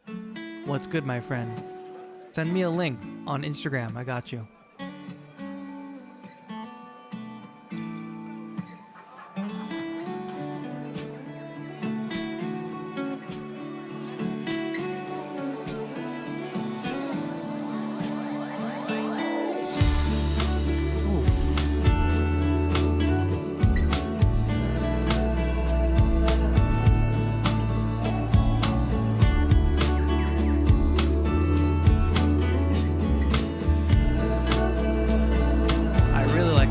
I'm liking the snares today, folks.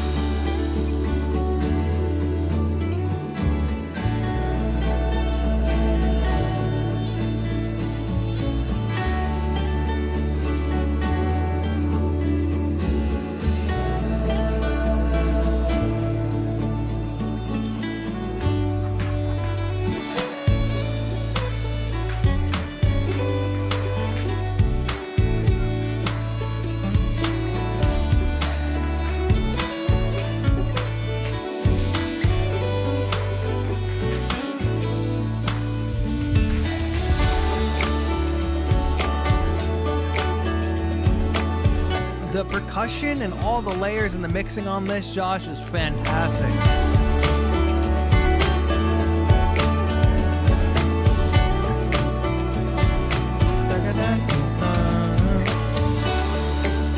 I know that melody. I remember that. Wow, this track came a long way, huh?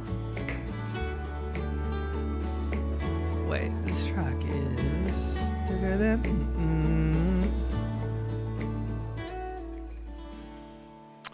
All right, if I can think, I'm not going to have like many notes or any notes for this song, so I'm going to use it as a chance to talk about something for Beattober, because somebody asked, Heartfelt asked, would love tips for beginners joining Beattober for the first time. Heartfelt, thank you for being here. Thank you for thinking about doing Beattober for the first time. If anybody in chat has tips for doing Beattober as a beginner, I'm going to use Josh's track to talk about that for a second. So this is a track Josh made during Beattober, but then polished and then put on the EP. I think we can all agree this is a dope sounding track. Like, this sounds like this is as good as it gets, folks, right? But I believe this track is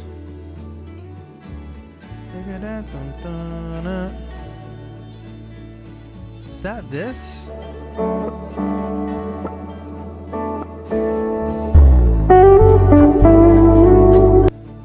That melody.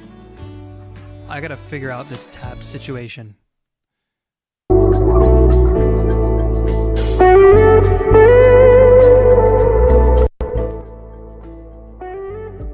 So you hear how this track sounded 1 year ago? October 14th, 2022. There's a lot of 20s there. So you hear how this track sounded a year ago. Does the production sound nearly as good as we just heard it? No, it's still a jam. It's still got catchy melodies. But if Josh submitted this today, I'd be like, damn, this mix needs a ton of work. The point of Beattober, my point in even saying this is, the point of Beattober is not to make these amazingly polished tracks. Go ahead and do that if you have the skill set to do that every single day, but I know that I don't. So go ahead and just write tunes, write stuff, make the videos. Don't care about fixating on this quality. Is this perfect? Is that perfect? It doesn't matter, because at the end of the day, what you can do is take your tracks that you made from Beattober, and those are now your demos. And you can turn something that sounded like that before into something that sounds like this.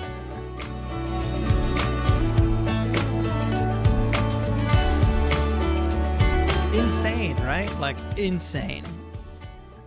But this is what we should be doing. as artists. This is what nearly every other, I mean, musicians do this, professional musicians do this. They cut demos. Then you take the demos and you do everything again. You get the best ideas out during the demo.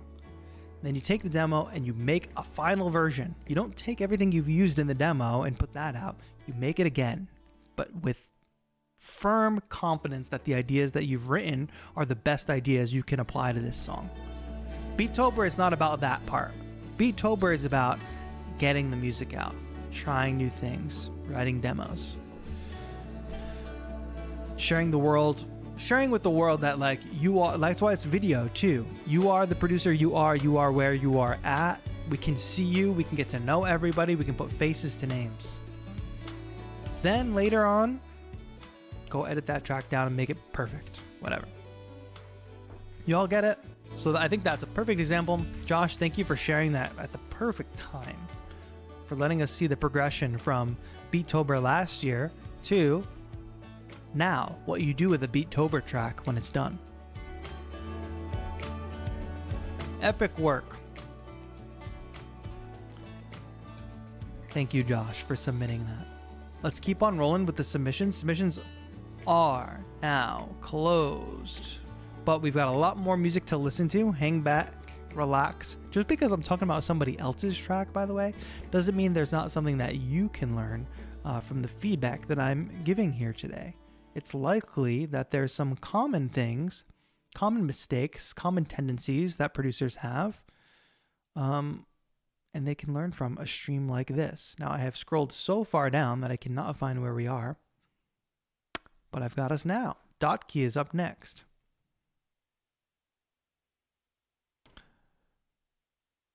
Let's get it. Wait. I know that song, and we already listened to that song. Now let's listen to Dot Key Taxi.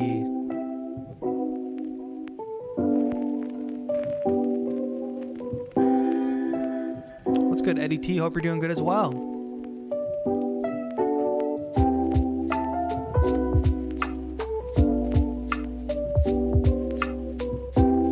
Yeah, submissions are closed for the day, my friend, but we're going to be reviewing music twice a week, all Beattober. So if you're participating in Beattober, I'll listen to your music, play it on stream. You got 2 chances a week to do that during the month of October.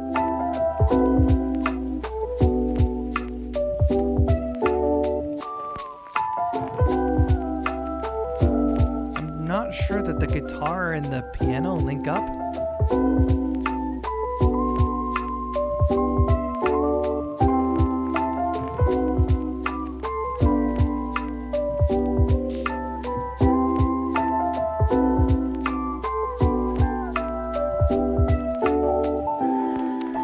Seal sounds. Yes, I do keep trying to drink from the empty coffee cup.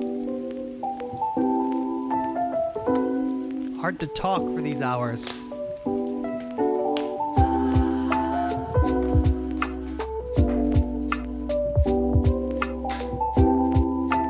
Alright, I think the guitar and the piano are just, they're like so close to matching up. But they don't quite go together. And I think the thing is, with this mix, with the way you have everything lo-fied out like this, there's not really a point in having a guitar playing chords and a piano playing chords. They're just going to conflict with each other. If it were just the piano playing, I think it would sound pretty good.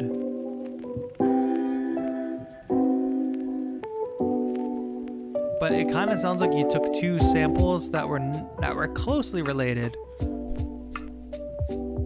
but don't quite go together.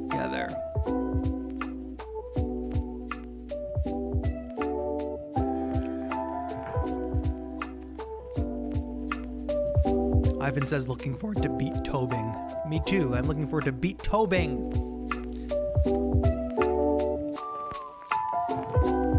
So it's cool. I think it's like you either gotta have the guitar or the piano, and you can switch between them. Like, I think if that lead was just playing over the top of the piano, it would sound better. I don't know. There's some dissonance here that is, like, hiding in the shadows.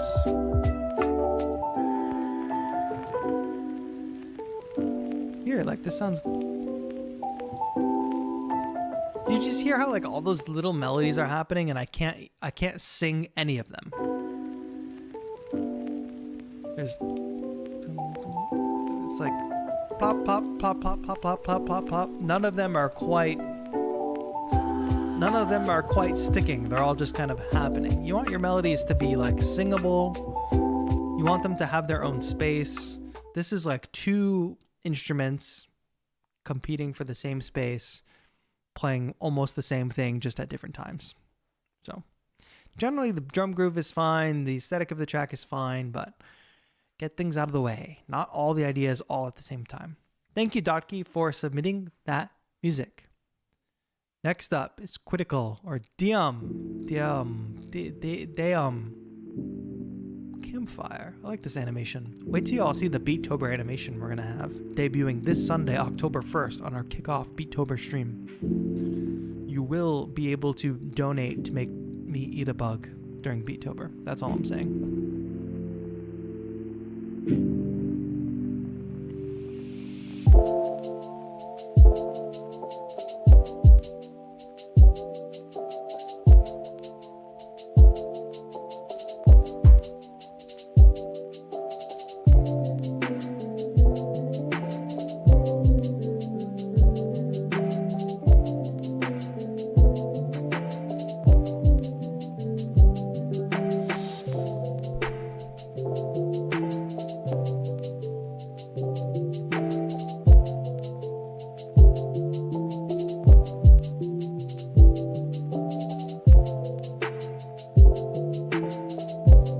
Trying to decide what makes this track sound amateurish.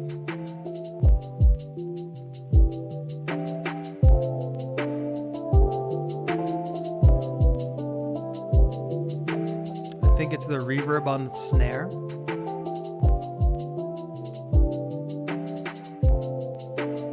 Plus the just meandering melodies.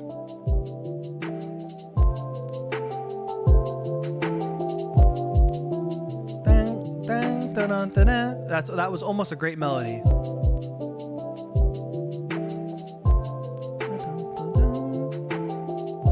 Wrong note. Technically in key note, but a good landing place. I think we can agree now.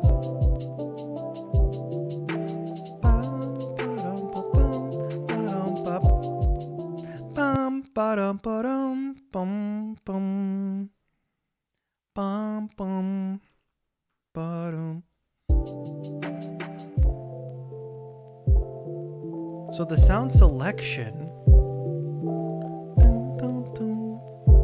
that's a really good melody, and that's a really good sound. It's a little soft in the background, but what's the rule that I always talk about? If you've got something playing from the beginning of your track to the end of your track, it doesn't need to be there the whole time. It needs to go away at some point. So we've got that piano happening. Dun, dun, dun, dun, and it never lets out. And the thing about this piano is it's not just chords. Dun, dun, dun, dun, dun. It's also a melody. Bum, bum, bum. Bum, bum, bum, bum. So now anytime you try to add a melody on top of this, that melody is existing at the same time as that keyboard melody. So that means you got to write a melody around that, so it's calling and responding. But you can't just treat that piano part like it's just chords, and it sounds like that's what you did, because there's these other melodies happening that are just kind of like lost and meandering around. Dun, dun, dun, dun, dun, dun, dun. That's so low in the mix, and there's also like it's like doubled. It's like a keyboard and a bass or something. Dun, dun, dun, dun, dun, dun, dun, dun. Why is the piano still happening? I'm still listening to the piano. I can't listen to that melody. That melody's so much lower and like underneath the piano, volume wise and range wise.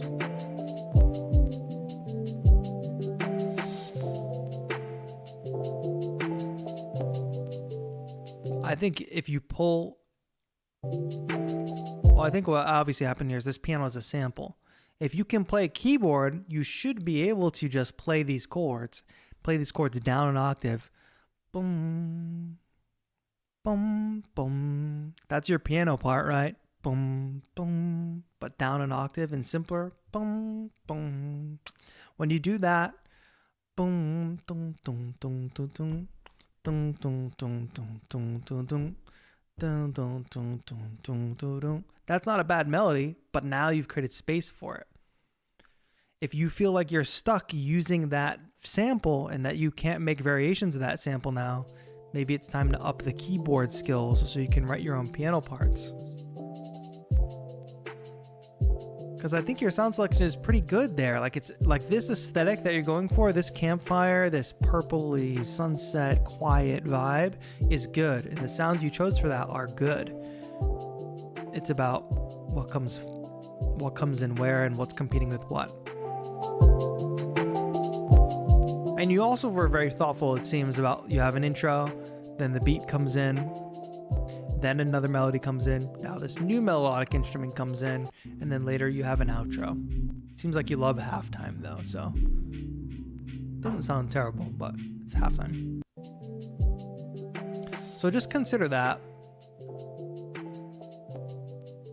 Give those melodies their own time to shine. Work on them so that they're starting and landing on the right notes and that they're singable and catchy. But overall, thank you, Dium. I'm going to give a subscribe and a like. Don't forget to show support to the artists we see today. That was a great submission. It's a great lo-fi track. Quitical says, have been making music for 2 years, just starting making beats around 3 to 4 months ago and fell in love with the lo-fi. Hope you all enjoy some chill hop. For 3 to 4 months, great work. It seems like you have a real understanding of like the characteristics of this type of music. Now it's time to just nail down some of those key musical aspects and applying them here. Thank you for the submission. Moving right along, folks, we are coming to the top of the hour, but we still got lots more tracks to listen to. If you joined in late, we are listening to music from around the community, music producers from around the world. Give this stream a like so that more people can hear this music. If you become a channel member today, it's the best time to become a channel member because you can get in our Discord, you can get free perks, you'll be supporting the Music and Youth Initiative because next month all member revenue is going to the Music and Youth Initiative. And it's a great cause. We're going to listen to Time Flies by Arnie Couture.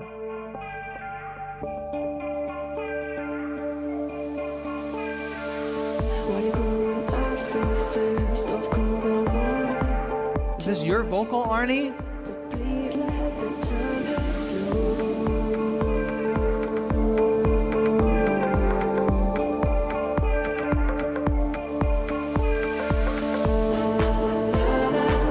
Na na na na. Ooh. Every day I feel your hand in mine, and I notice the time is running again. You are my baby, but soon you're my best friend.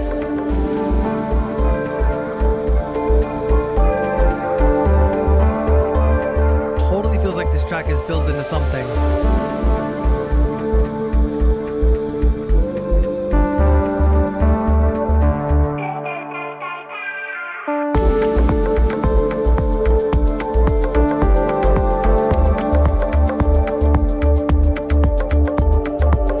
Why you growing up so fast? Of course I want to watch you grow, but please let the time pass slow.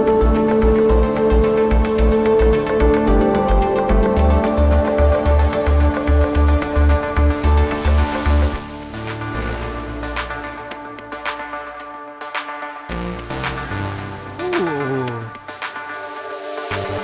Every day I feel your hand in mine, and I notice Structurally, you're keeping everything interesting as we move through every section. again. You are my baby, but soon you're my best friend.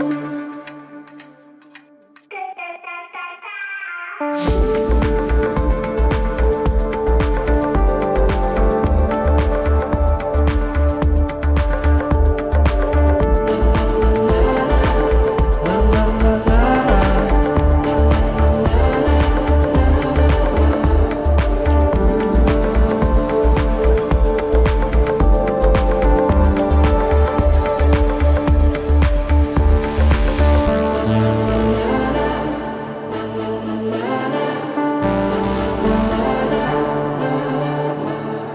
That's such a catchy thing. La la la la la. All right, it's cool. You use your own child's voice. Is that what I heard? Child labor involved in this song? Is that what I read? That's great. I like how that sets the tone for the intro. I would get it out of the way. As soon as those vocals come in, that na na na na, that child vocal has to come in, has to get a little bit more buried under the main vocal. Everything sounds really great. I love the sound selection. I love the structure. There's a few mixing things here and there. And it kind of comes back to a few entries back where I was talking about gain staging. It's like the thing that should be in the front needs to be the loudest. Other things need to come down. You should have tons of automation lines. Throughout your tracks, my friends, you should have all these automation lines. This gets out of the way of this. This gets out of the way of that. Maybe the bass is staying at the same level. Maybe generally once you get the drums settled and mixed, those are not going to really change throughout the mix usually. Things like synths and lead instruments and chords, they need to get out of the way of each other. This instrument's playing the melody, you back off. Think of it like a live band. We got two guitar players, one's just playing chords, the other one's playing the lead. The chords player isn't drowning out the lead player. When those guitar players switch, they're going to change their dynamics.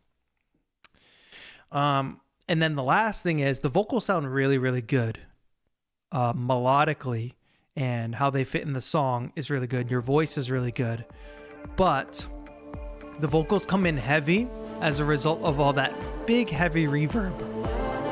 That reverb starts taking up a ton of space in the mix. It's okay to have a reverby vocal like that, but it's that reverb itself, not the vocals, the reverb itself is almost louder than everything else.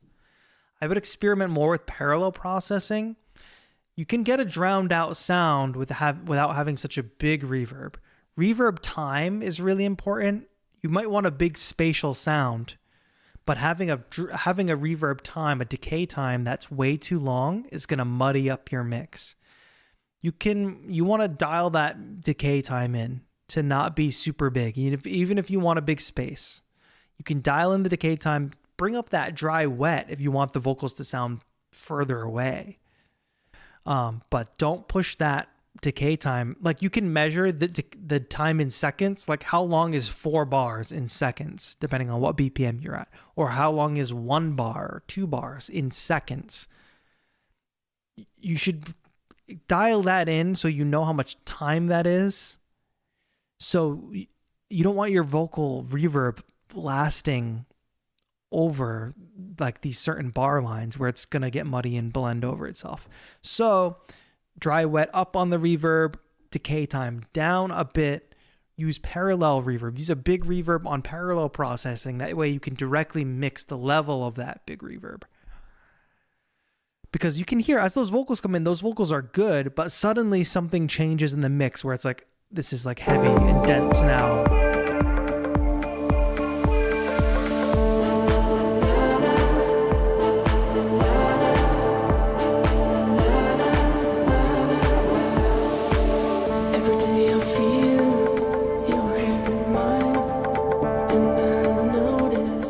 The performance of the vocal is really, really good. Good job, Arnie. This was a great track. This is a really strong track. I gotta give it a like.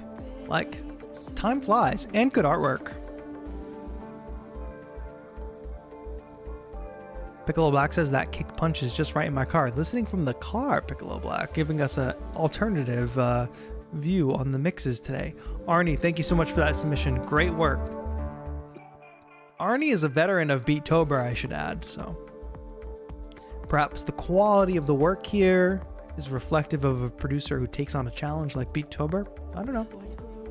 Who can say? Ow. All right, let's listen to Gravestone by Helmy. Spooky vibes on the artwork here.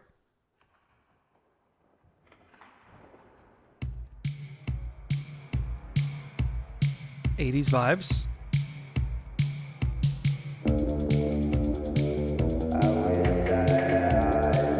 Monster Mash vibes.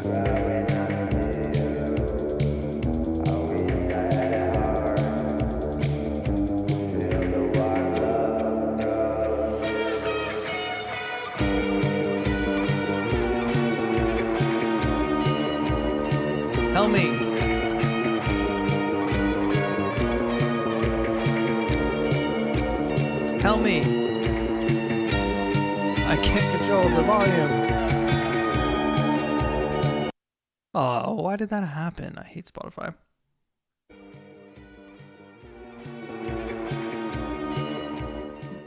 I'll just says Joy Division. Yes, Joy Division if they forgot to tune their guitars. Helmy.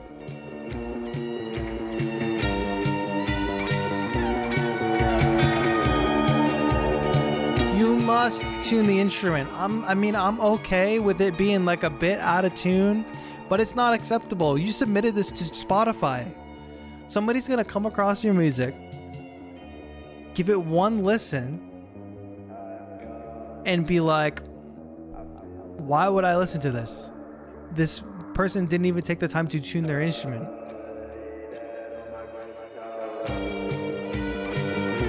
Because there's like a really good punk rock vibe here that is like just squandered by a small detail like tuning your instrument. I'm sorry if I'm sounding harsh, but it's like not acceptable.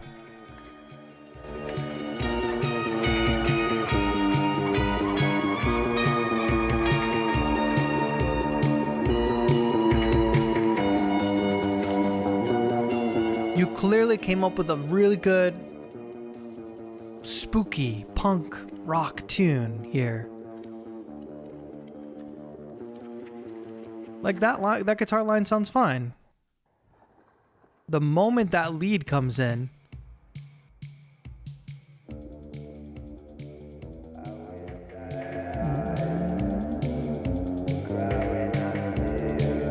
it's like, fine, okay, I'm in. I get it. I can listen to this. It's cool. And then that literally sounds like what happens when you're playing Guitar Hero and you play the wrong notes. And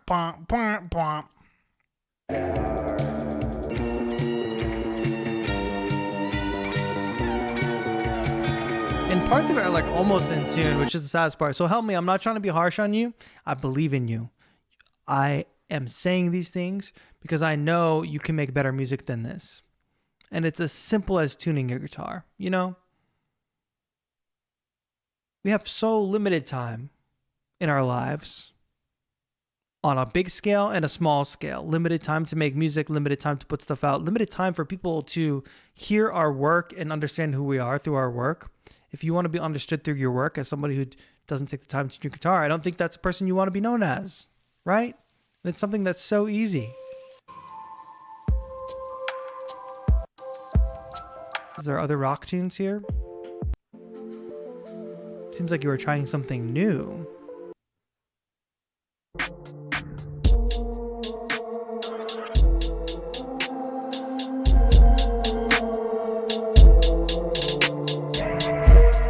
I won't listen to that whole song because you didn't submit it, but that sounded good. At least what this other music suggests to me is that you do have ears. You do know what's in tune. It's so close. Pixies vibes, yes, but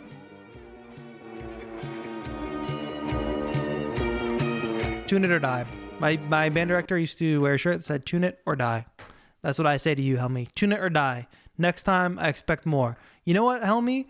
Remake this song for Beatober. I guess the effects of the amp didn't help too. No, forget about the effects. The effects all sound great. I think even mix-wise, I could say pretty much, except for the random quotes that we can't even hear that are just dropped in there for seemingly no reason, which like every beginner producer does that for some reason. I don't know why. Effects-wise, mix-wise, for the kind of track that it is, it sounds pretty good. It's only a tuning issue. Your assignment is remake this track in perfect tuning for Beatober. And we're going to compare and contrast how good this sounds compared to how good that sounds. You don't have to sacrifice the like punk rock quality. It doesn't have to not sound grungy. It does need to be in tune. Peace and love. Peace and love. Now on to something completely different. Ray Shah from Discord. Past the Edge. Behringer Edge, PO Pocket Operated 12, and the Chaos Pad VST.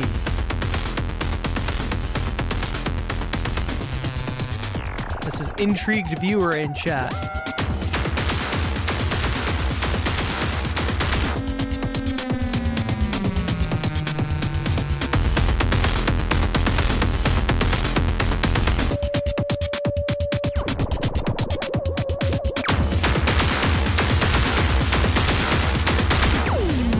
Sounds like you and Dungeon Master need to link up. This is intense.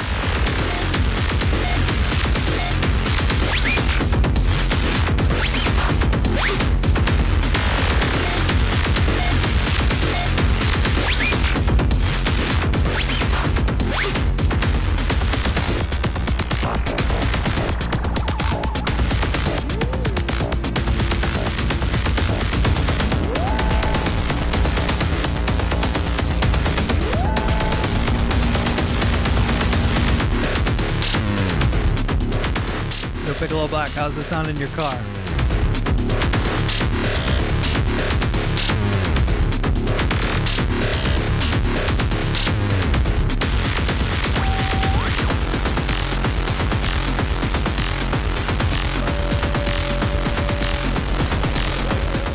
The video is really well done too. The close-ups of the pocket operator are cool.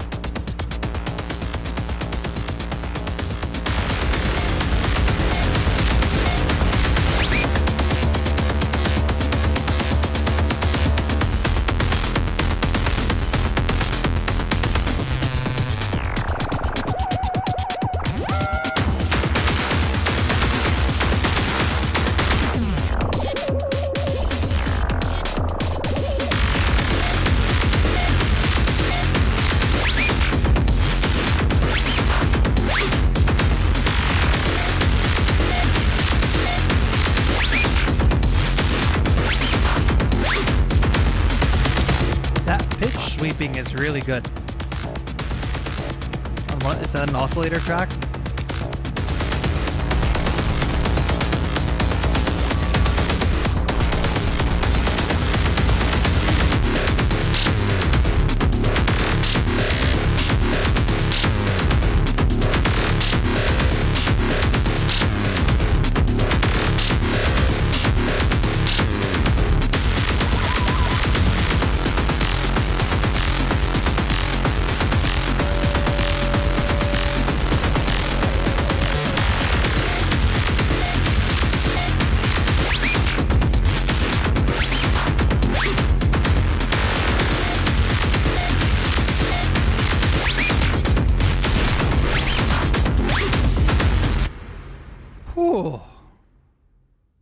I'm out of breath after listening to that, I feel.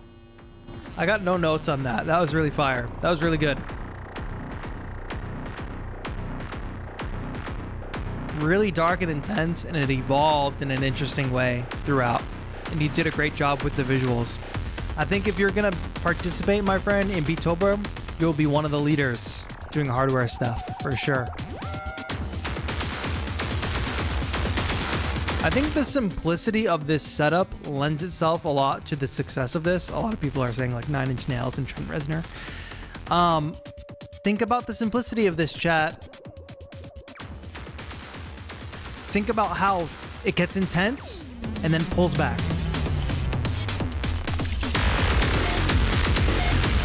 There's not 500 different layers happening. The variation isn't coming from only melodic or chord progression variation. It's coming from changes in the sound. It's coming from sound design. It's only 2 instruments. All right, consider that, folks. It's only 2 instruments, 3 to 5 layers. Sometimes y'all ruin your music by making it too complicated and adding too many layers. All right, I kind of need to pull back. It's not something that I could listen to for a long, extended period of time without being extremely, but. Oh, and it looks like you got some encouragement from Dungeon Master to post a dark, aggressive track. So that's awesome. Nice. All right, now we're going to completely switch gears here. And Louis A.T. Do know why. Do know why what? Intrigued Viewer, thank you so much for that submission. We went to hell, and now we're rising back to heaven. There's a place for a lot of layers, but usually what I find... I'll pause. Gage. Is there a place for a lot of layers? Yes, there is a place for a lot of layers. It sounds especially bad, though, when an amateur or somebody who's new to making music uses a bunch of layers and doesn't know how to mix them, and also doesn't understand musically how the layers are interacting with one another. Those are the two biggest signs of like an amateur production. Either you didn't know how to mix all the layers that you had. If we go back to Josh's track, there's a ton of layers: percussion, guitars, pianos, whatever. They're all mixed beautifully, and they're all interacting with each other in a musical way. What I find is, sign of an amateur is they throw a ton of stuff. It's like being an amateur chef. If I just went down to my kitchen and I threw a bunch of stuff in a pot, filled the pot with water and boiled it, it would taste like shit, right? It's because I don't understand how all these ingredients are going to interact with each other, what flavors go well together, blah, blah, blah. You know what I mean? So it's amateur chef vibes mostly. So my advice for beginners is keep things simple, but be intentional with your choices. If you put salt in something, it's because you want salt. It's not just because you have salt in your kitchen. So just because you have that reverb plugin doesn't mean you go and put it on everything.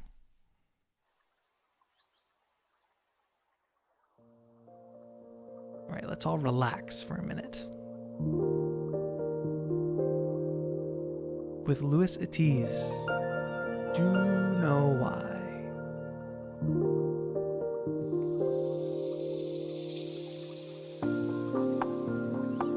No.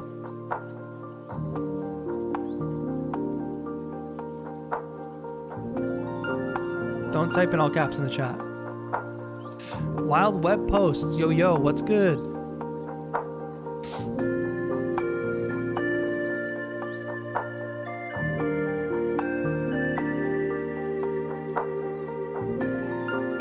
No, Miss Nadia, you're not supposed to have strong emotions. You're supposed to relax. Don't forget what your doctor said. This is the track you need.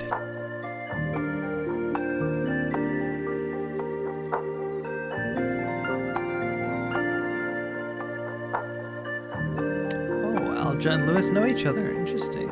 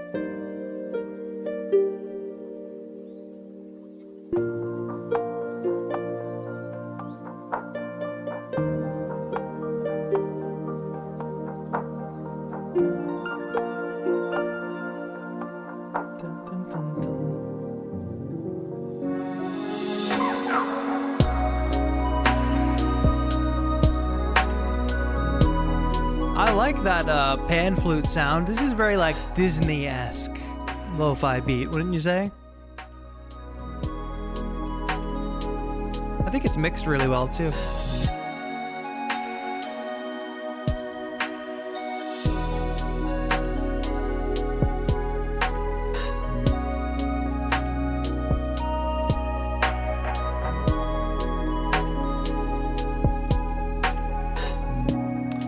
Pan flute sound, if that's live flute, because I was hearing some vibrato added in on some notes. It sounded really natural.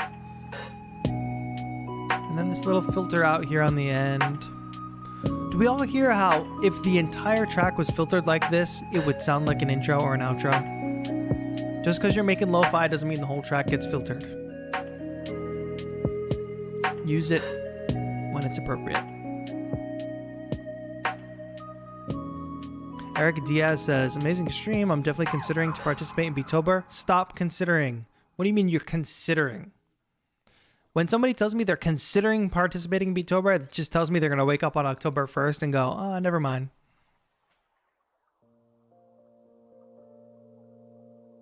Sounds like you're giving yourself an out. I'm considering it. But if I wake up on October 1st and don't feel like it, then I'm just going to commit to not having fun for the entire month. Just saying. This is a really beautiful track. I don't really have any notes other than this intro is pretty long before that beat drops in.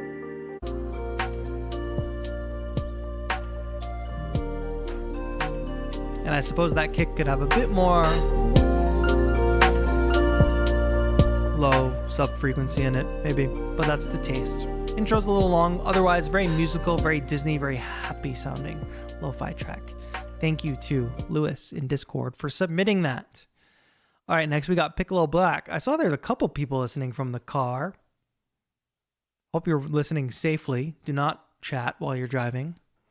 Do not watch the stream while you're driving. There's nothing to see other than me and my amazing hair and hoodie, which you can get at TAETRO.shop.com, along with the other Beattober designs. Song 24 by Piccolo Black. Let's give it a listen. Recorded Vox on my iPad mic. Let's hear it.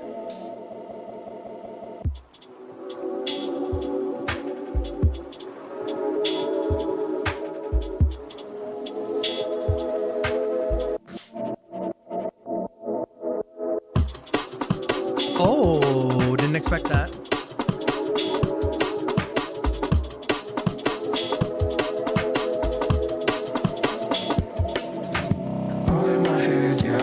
You in bed, but these flags that you raise hold me back. Cut out me.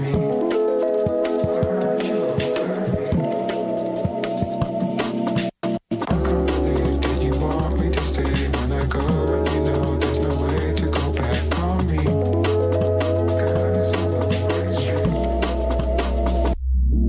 You get me. Nice. You wanted to show there was growth, there was gold, and the gold that was stolen, you holding it. I think those vocals are a little loud. I know I've been screaming about getting vocals to be the loudest thing in the mix, but I think they're like a little close and a little loud. Show me I'm not lonely, promise me. And this scene, I can believe that you want to be mad, and you see in me tragic you want in. Yeah, I think that's a main thing with the vocals. The vocal line is good, the vocal performance is good. But if I get right up on the mic, probably not this mic. I'll wait for the song to finish.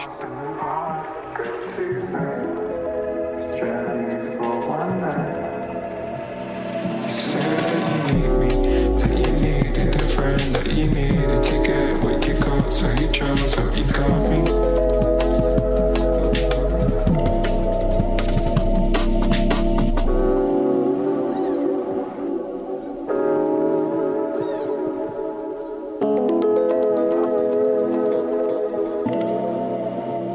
It's a journey. Great work again, Piccolo Black. Yeah, my only note, first of all, you did all the cool stuff transitioning between sections. I didn't see that liquid drum and bass vibe coming in, so that was great. The it sounds like you were like, this is my iPad. This mic, the microphone on this iPad is here. So say I wanted to record something with this and my DAW's on the screen, I have to turn it around, do this. But it sounds like you recorded the vocal right on top of the mic, like you sang into it just like this. The reason I can tell that is because I can hear all the mouth sounds. I can hear the T's super clearly. I can hear your mouth moving. I can hear S's pretty harshly. You don't got to be that close. If you have to use an iPad mic, back off it a bit. Because I'm getting all those sounds. And it doesn't matter when you got that background vocal vibe, it doesn't matter because you're washing it out anyway. But when you're doing the main vocal vibe, that those T's and stuff are really popping out volume wise. It's not even like it's a pop or a plosive. It's just that those sounds are louder when you're closer to the mic. back off it a little bit. Those sounds will be less prominent. We'll hear more of your actual voice.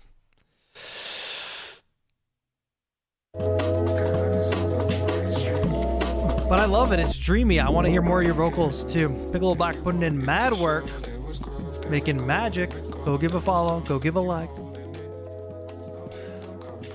Don't wait, folks. All right, next up. Jake Cully. Thank you, Piccolo Black, for another excellent submission, by the way.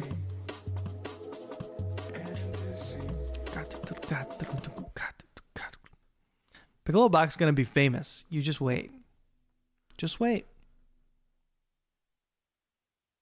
We're going to say we knew him when. Jake Cully up next. Jake Cully with My Dream House as the album art. Right away, I'm seeing how much softer the intro is from here, so we'll see how that sounds. That's all I'm saying. I can use my eyes.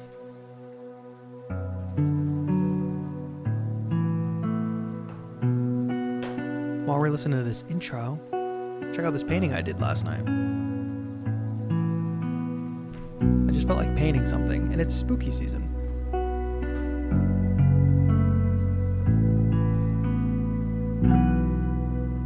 I like the sound of this intro. It's almost like something from the Red Dead soundtrack.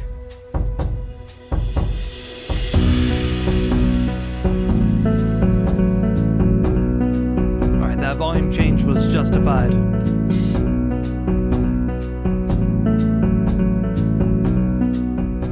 Is this acoustic guitar a virtual acoustic guitar? Or is it not an acoustic guitar?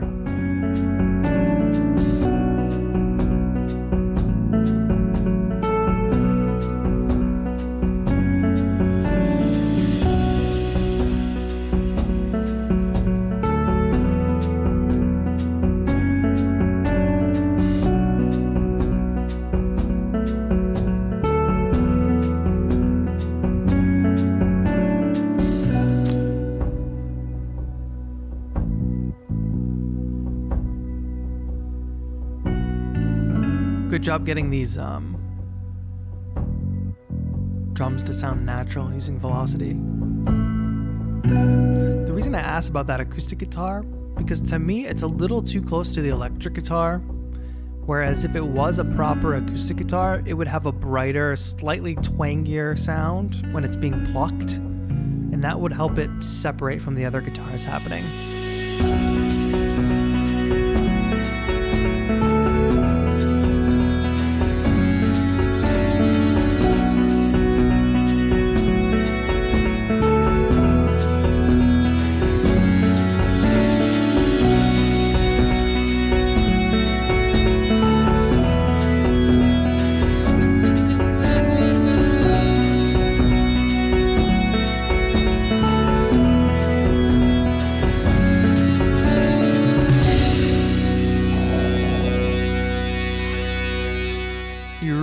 Did succeed if your goal was to make that Red Dead vibe. That was really cool. That does sound like it could be something straight out of the game. Musically and compositionally, really good. I think there's some mixed things happening. I already talked about the guitar side of things. You got this. You have that lead guitar happening, right? But then those two sounds sound very similar. That plucky thing is just very round, and I feel like it should be like like acoustic guitar. But you notice how the weakest the mix is this section. Why do we think that is? Possibly because it's the busiest section. So there are the most things going around, and there's the most work you have to do mix-wise, where there's more happening. The immediate thing I notice is you have that heavy distorted guitar.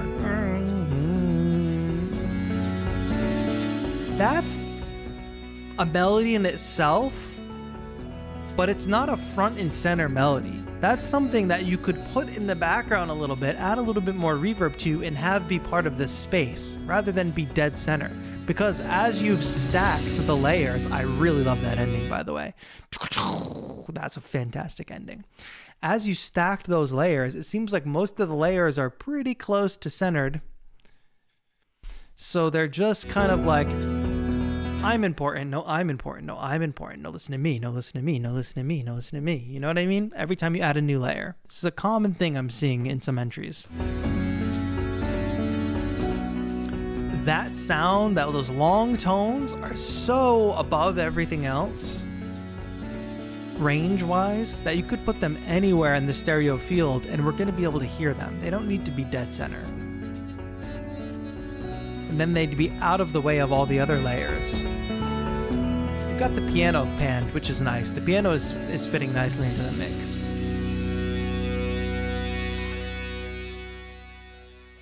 Otherwise, really good job on the, like, Red Dead. Let me find this.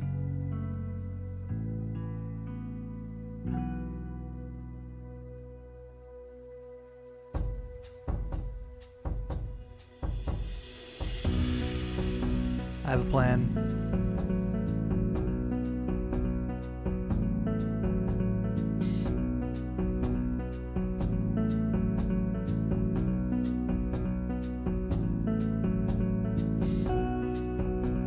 What do you think, chat? Is it fitting?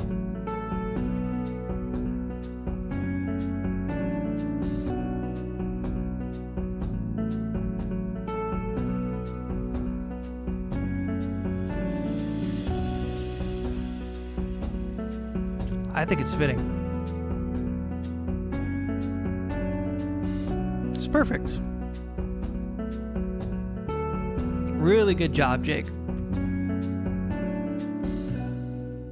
Vintage Kit, I think, is what it was called. All right, so those are all free sounds you used, it sounds like.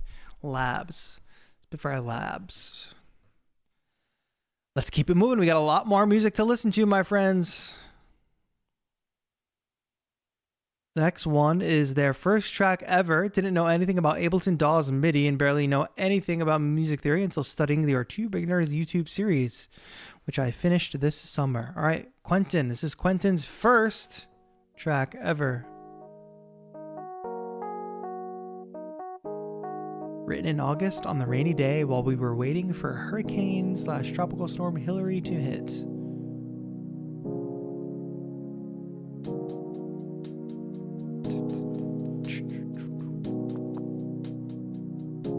By the way, if you're interested in guitar, my video that will be out tomorrow is a really exciting one, and there will be a lot of guitar featured in that video.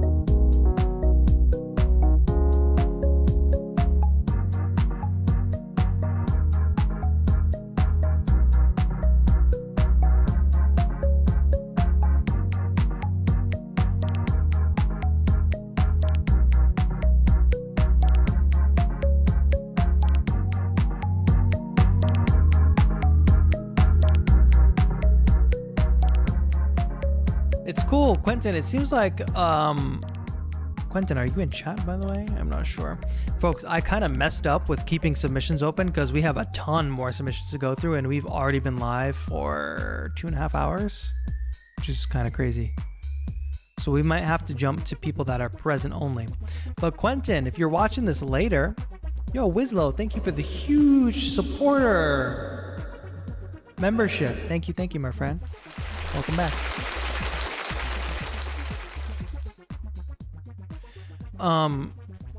It sounds good. It sounds like you really learned the basics of Ableton Live and you kind of understand a lot about music. All of it musically is sounding locked in together.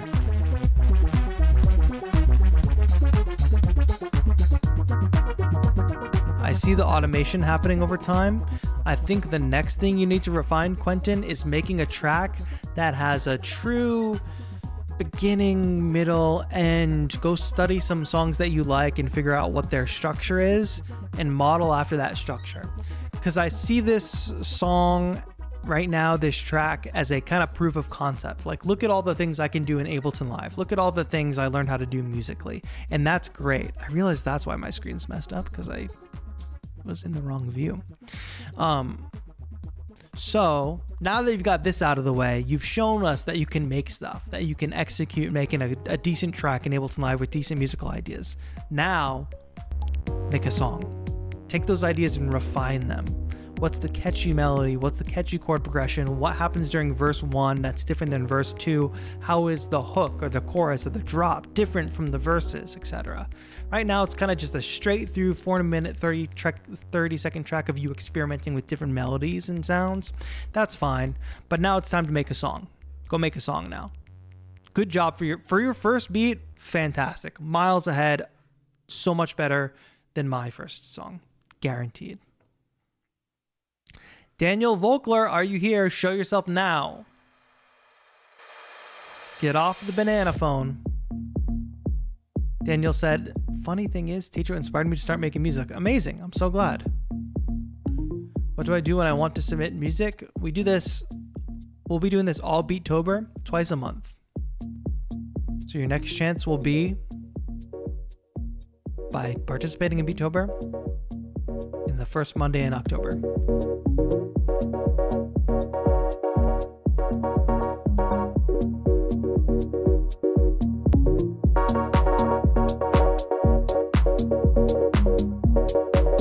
You hear how mix-wise the synth is just completely dominating? Dun, dun, dun, dun, dun, dun.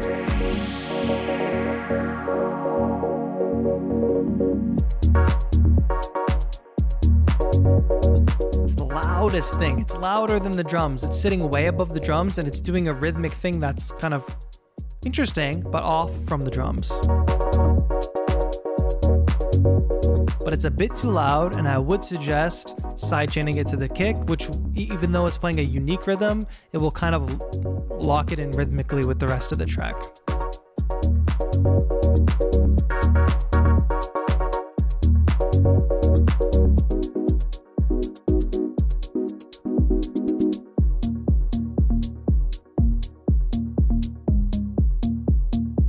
This sounded pretty good. See how that comes back in and it's like,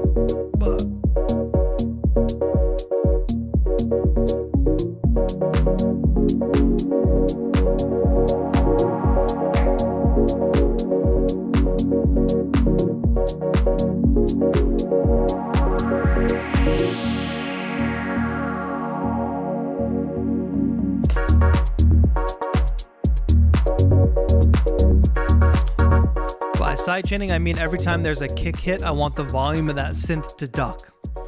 Boom, boom, boom, boom. So that kick is playing a nice steady 4 to the floor, while that synth is playing kind of a unique, non-repetitive rhythm, which is interesting, but to link the two together, sidechain can help a lot.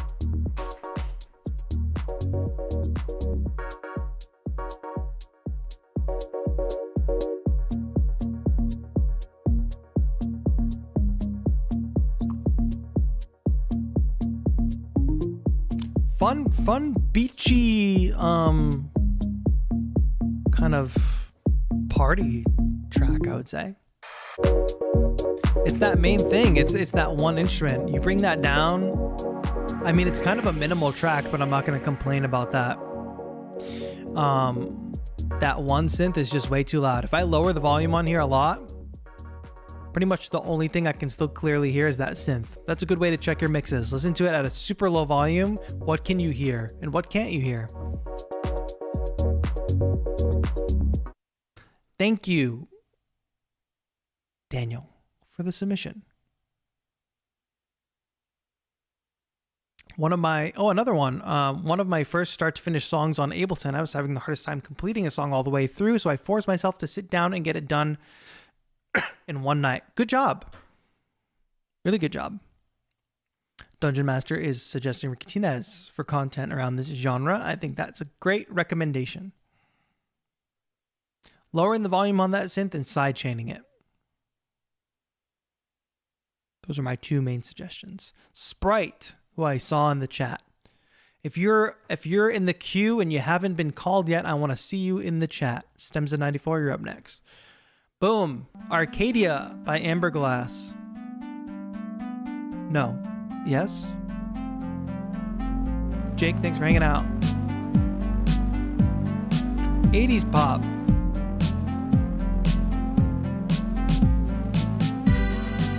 For that 80s pop vibe, I would shorten the reverb gate. Okay, I see you all in chat. Don't worry, I see you all.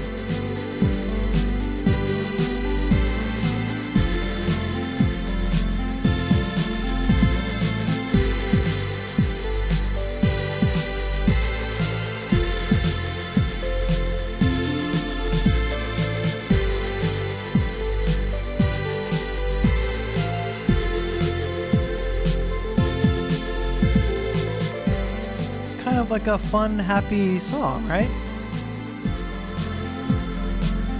Like, it doesn't go with the artwork. It's not rainy and moody and dark and cyberpunk. It's like Kirby on a spaceship buying candy.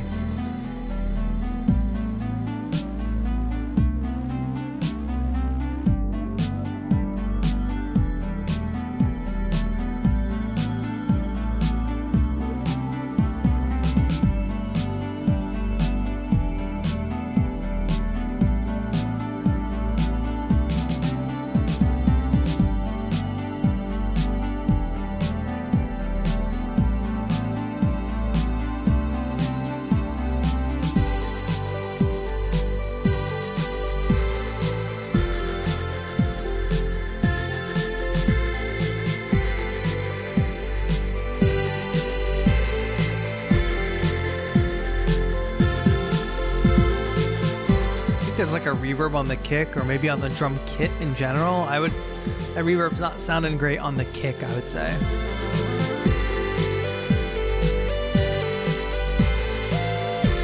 I think you're probably looking for a different kick sample altogether, something deeper. Yeah, it's very like gamey. It does have a sci-fi-ish vibe to it, but it's very bright.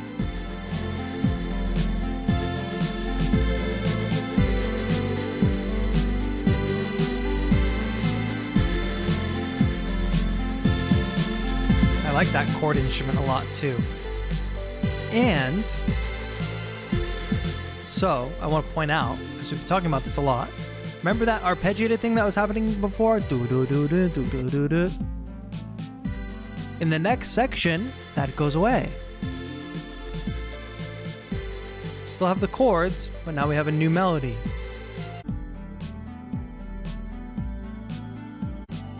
I didn't get the same vibe of like, oh, the same thing's happening over and over again. So structurally and compositionally, great job.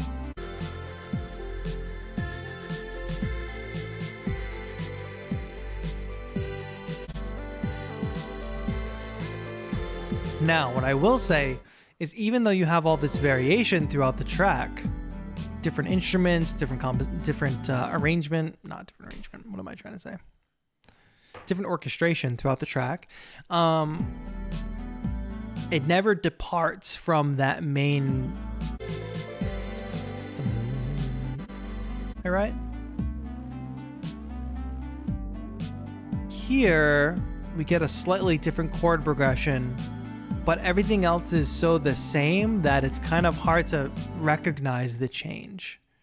So you got a new chord progression happening here, but it's still that dun dun dun dun dun dun dun dun, right? Little more variation there to back up that we're in a new section here. Maybe a way to do that is rhythmically, because pretty much the track doesn't stop rhythmically. That backbeat is there. That kick snare is there the whole time, right? Oh, here's the part where it comes out. I knew it came out at some point. But then it's kind of like right back in, a little bit of a halftime feel, and then right back in. Maybe give it a little more time to breathe in that section, you know? Just a thought. But Sprite, thank you for that. Looks like it was a collaboration. So shout out to you for collaborating with some other producers. making cool things. The stems of 94.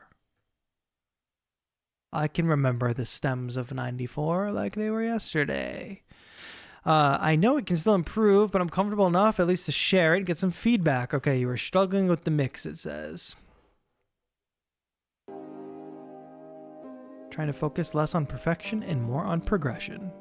That is a great motto to live by.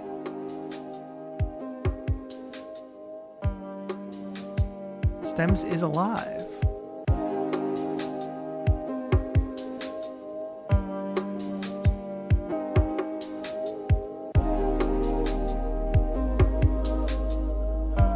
This rhythm is cool.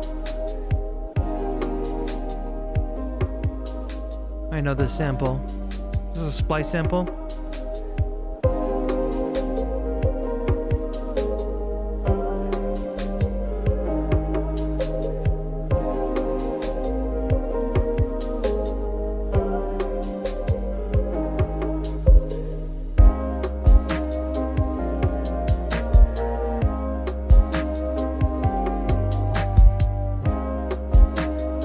There's like 2 kicks or something. What's up with that?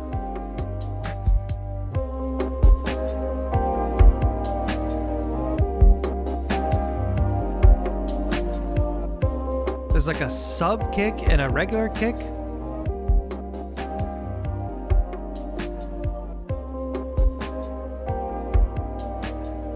I think you gotta have them be the same thing, because that sub only coming in on some of the kick hits is just bizarre.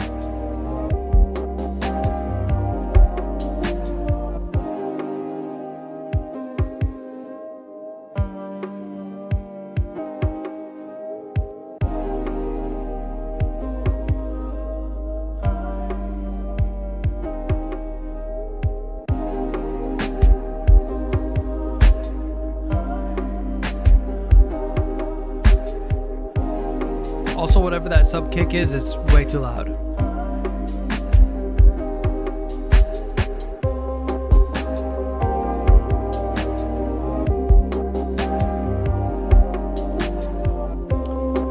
By the time we get to this point in the song, I'm looking for more variation. I think generally all the musical items here are working together well. I like the vocal sample. It's really bothering my mind that I can't think of where this vocal sample is from. I know this exact vocal sample.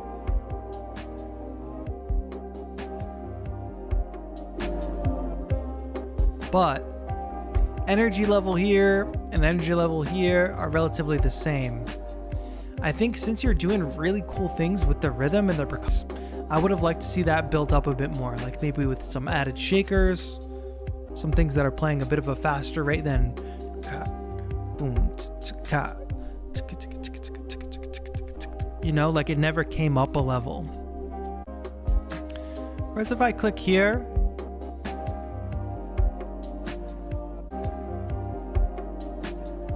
aside from a couple extra synths, which are a little bit buried, the energy level hasn't risen. Overall, I like the mood of the song though. I feel like these drums are like Phil Collinsy almost. Or like Genesis or whatever.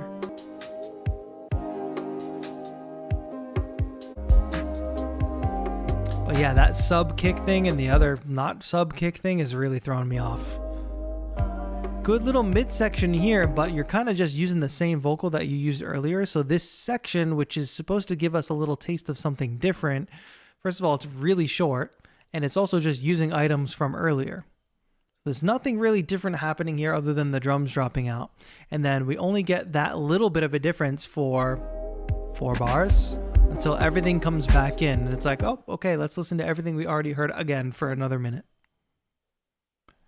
Not that what we already heard isn't good, but it's good how many times in a row, you know?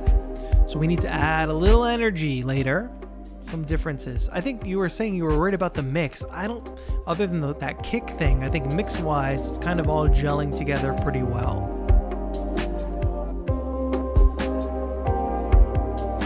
That vocal is floating above everything.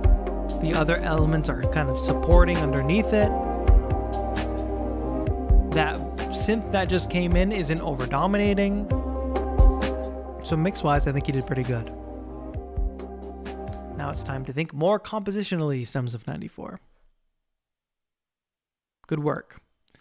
It's crazy because I posted a GIF this morning and then there's a ton of entries after that. That's crazy. Rios. Something funky.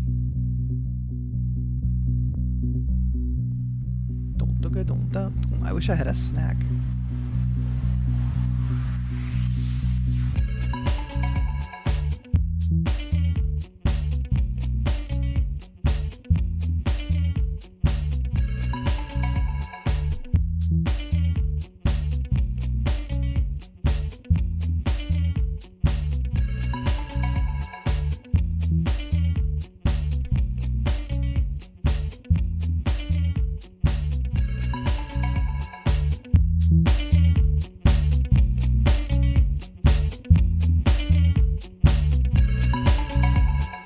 I was expecting something new there.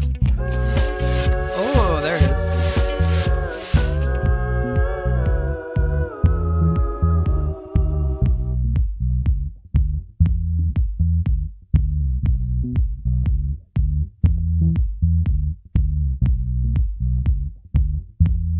Got me, Dungeon Master. Krios, it's a little like loopy, you know what I mean? Like you gave us a taste of something new with those vocals, but then it kind of just went back to what we were doing before, and now we've got the tambourine, which is good, added energy there. Now we got some synth coming in. Thank you, Robin, I appreciate those words.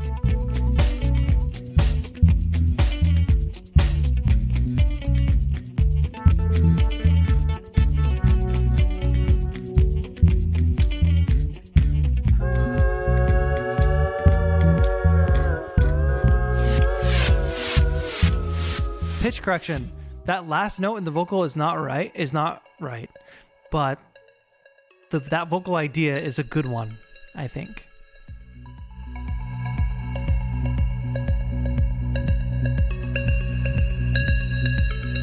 And I'm sure you can hear mix-wise how this synth is just jumping out on top of everything, like super loud. Tame it. Ooh.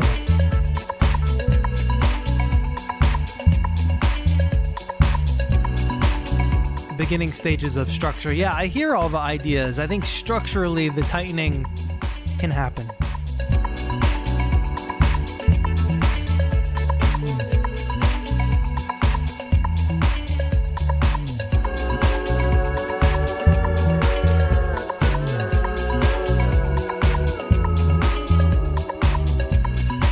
Nail down that vocal part, my friend, because those are not the right notes, but the vocal idea is correct. It's good. It's a good one. It's a good idea.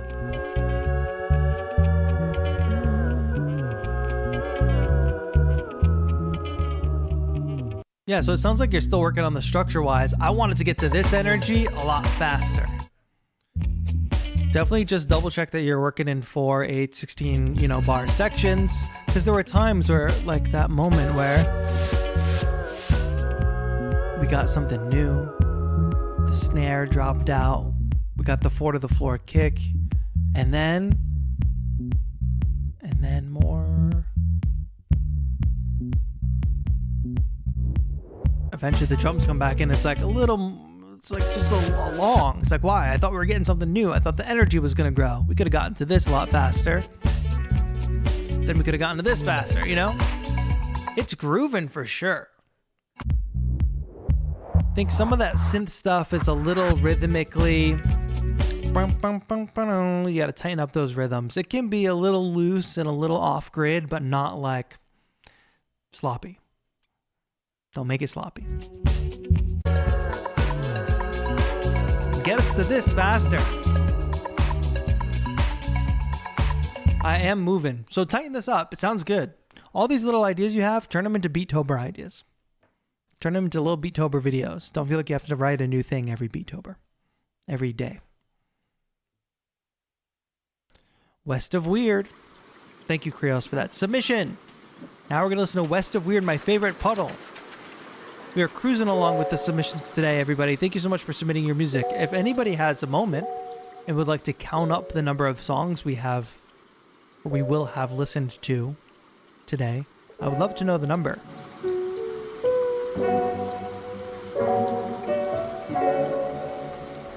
Everybody has a favorite puddle, right? Sub, like. Some more child labor here, I see. Interesting. Y'all are very comfortable exploiting your child's labor for your music careers, huh?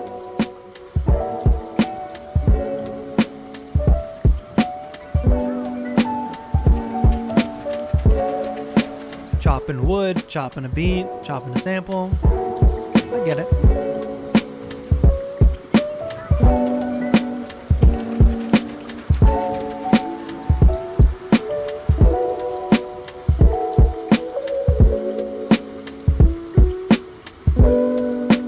This is a funny concept for a video. I like it.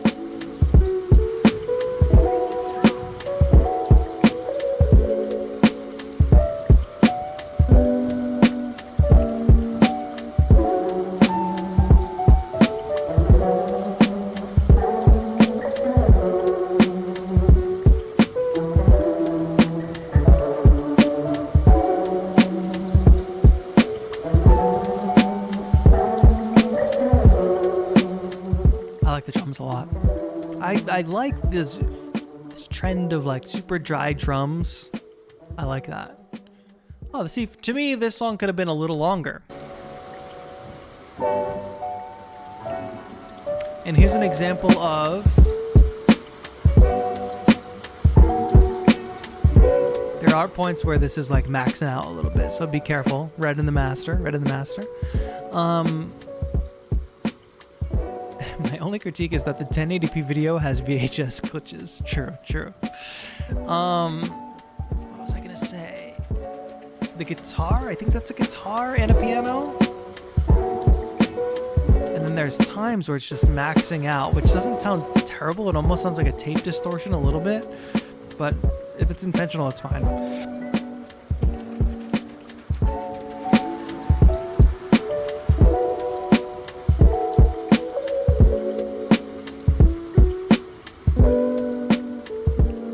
Into this kind of new piano, new melody. It's just overall a little lighter. So there's a good structure here, but I could have used like a little more. I think I could have done the hook one more time. That would have been welcome. But I'll always take a shorter track over a longer track, so good job, West of Weird. It sounds really good and really good work on the video. I hope you're going to make more of these videos for Beattober because this is perfect vibes. Perfect Beattober vibes. We got to keep going. Purple J is next. Eugene, sub, like, first. I don't even know how to comment on a YouTube video, to be honest. It's impossible. Eugene can't be that busy at work. Eugene, this is a nearly 5-minute long song. I can guarantee you we're not going to get through the whole thing, but we'll do our best. I hope your day at work is going great.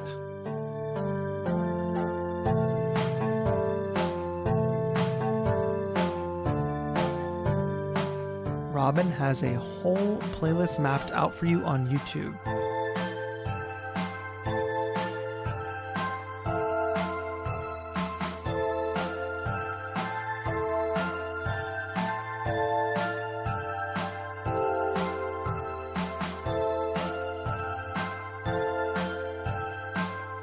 I'm not hearing any bass.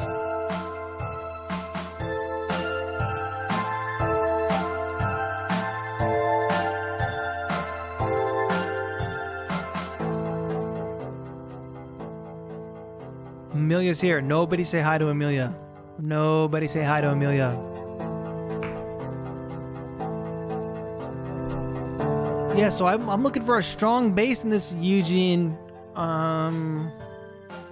You said the drums are a bit repetitive. I'm not too worried about that. Yeah, the bass is there, but I'm not hearing any like low end really.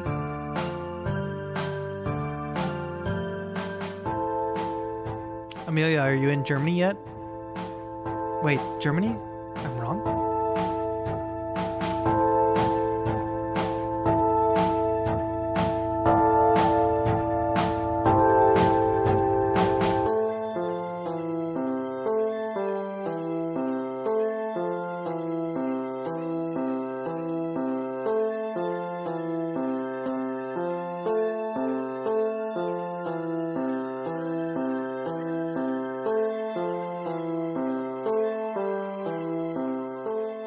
Okay, it's kind of like falling into a trap a lot of the other tracks. It's just music. It's just like wall-to-wall sounds and music, straightforward on the timeline.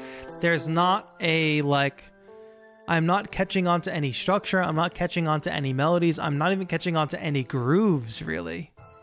There's just musical ideas and another musical idea and another musical idea and another musical idea. What do you want people to do? Do you want people to move to this music? Do you want them to sing to your melodies? All of the above, perhaps? Because I think you've done what I sort of criticized some other tracks for, which is, you know, you're keeping variations happening. There's a section, another section, another section, but there's not one thematic melody. There's not one groove. It's not making me move. It's kind of just stopping. There's not really dynamics. Everything's just kind of playing mid-loud. I don't have a moment to feel something, you know what I mean? Oh, here we finally got something. Everything is still kind of... See how this is a quiet section, but everything is like... No, I'm not saying gain staging. Gain staging was what I was recommending to people whose mixes were out of whack. I'm talking about actual, like...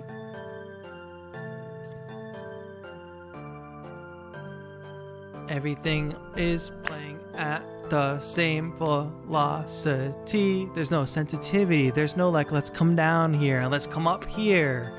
There's no flow. Also, rhythmically, everything's very on the grid. Not same tempo, same rhythm. Rigid on the grid rhythm. I'm looking for dynamics, groove, and like some of these electronic genres, they are very on the grid and whatnot, but it's like everything's playing together. Nothing's doing a call and response, really. It's like we are playing together and we won't stop because this is the tempo. Humanize it. Say something with the music. You know what I mean? If everything becomes very much like a robot, it's very hard to listen to. Piccolo Black suggested counter melodies. Somebody else said dynamics. Tom Adams said dynamics.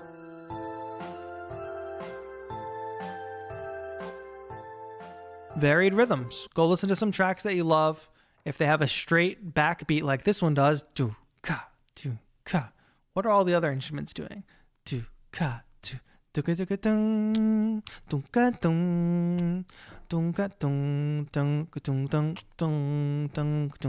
so much room for other rhythms on top of this straight ahead rhythm. Counter melodies, more interesting rhythms. Mix wise and everything sounds good except for the fact that there's no bass.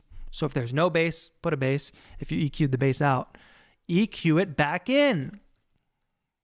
Eugene, thank you so much for your submission. We're moving right along. A vicious enemy suddenly started coming at you. To Dead Man Hologram. Ready to kill you.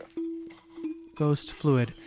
Yo, Amelia, good luck on your move next week. Sounds like you'll be there in time to start making some Beattober videos. It's okay. I'll let you do a late start. You can get 1 week off the beginning of Beattober this year. But I do expect to see the beats from the new crib.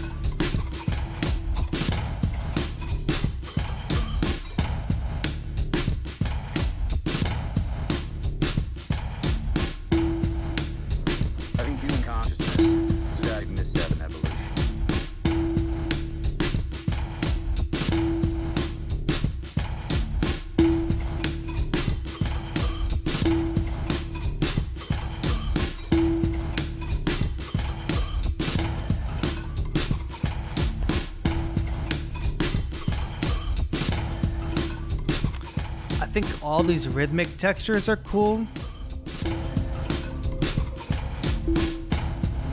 There's like the little bell instrument on occasion, but I'm not understanding.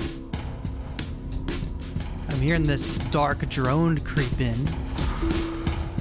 Why should I live history? I gotta tell you, I'm super anti the soundbite quotes. You want to put one in the intro or one in the outro. I think it's a game of using it as sparingly as possible. Dropping random quotes in throughout your track, it feels like it's very like college music student.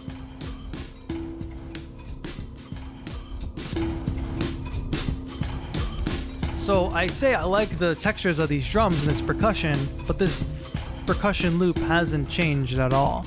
If you have all these cool like percussion sounds, Piccolo Black says Foley, yeah, they are like Foley-esque sounds. Why not make them play interesting rhythms and stuff? Why have it be 3 minutes and 30 seconds of the same rhythm over and over again?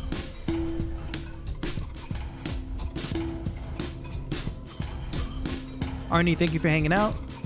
Intrigued viewer, thank you for hanging out. We're going on hour number 3, and we got lots more tracks to go for, my friends. I hope that you can add some variation to this track, my friend, in the future. We need some level of interest there. We need variation in the rhythms. We need something melodic or some tonal stuff to grab onto. We're going to keep moving through Cursed Skin ambient trap type beat. Let's see. Let's see an ambient trap type beat.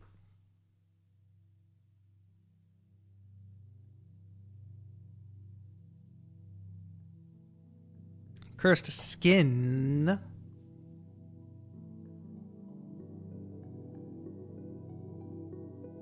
Got a bunch more submissions to go, folks. So if you're enjoying the music, give the stream a like. I'll be reviewing more music all through the month of October. So become a channel member and get ready for Beattober. Subscribe, like.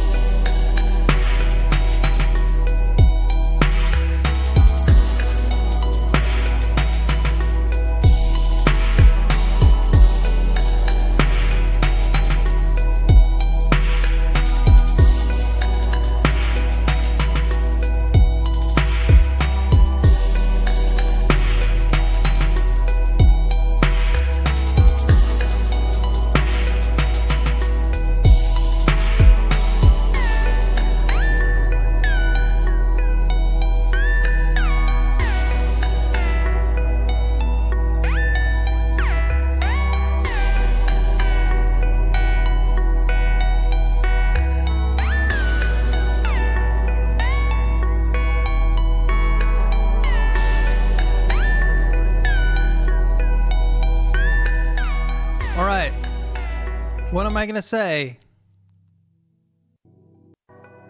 From the moment the track started, we've been hearing dun dun dun dun dun dun dun dun. Then we get to a minute later, we're still hearing that, but we got to the bridge section where there's a cool new synth sound to listen to, but I'm still stuck listening to ba ba bum bum bum bum bum bum. Let me preface this by saying I really like the mood and the overall tone of this piece, and I think the visual was a good pairing. I like this idea of ambient trap. I like how it's coming together. The drums are a little reverby, little washed. That snare sound is a good sound. There's like that fonkish sound in there too. Maybe I'm imagining that. But that arpeggiated dun dun dun dun. You can't expect your listener to want to keep listening to that, you know?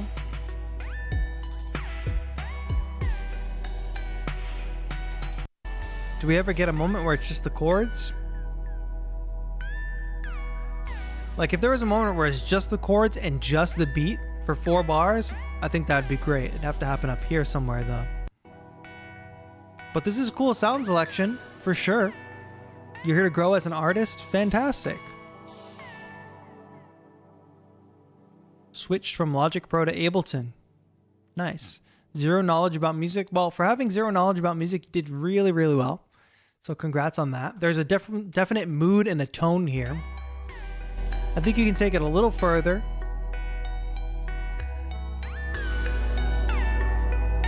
It's very dreamy. Add more variation. There's another layer of like some performance effects, some stutters. Look at what the SP404 producers out there do to add variation throughout the track. It's not just about musical variation, it's about effects variation, things like that. So Cursed Skin, thank you for that submission.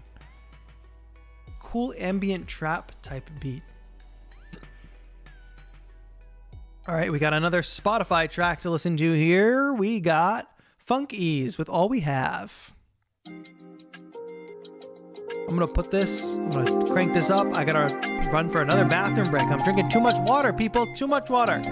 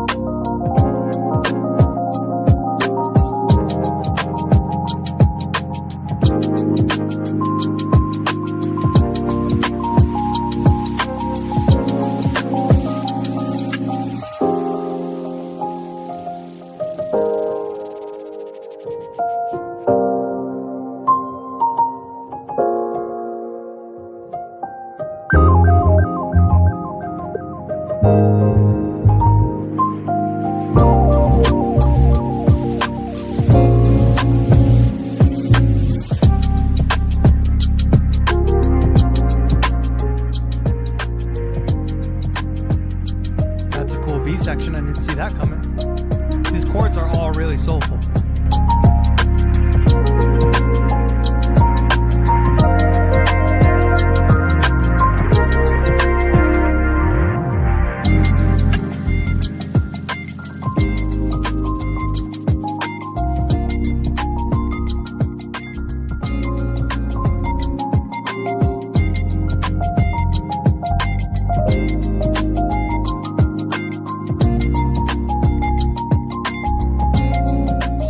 Supposed to be listening to that piano solo, which is really good, but you hear how the that's front and center there, way closer to the front. If you were playing a live gig and the guitar player was doing that while you were taking your solo and they were doing that loud, you'd be pissed at that guitar player.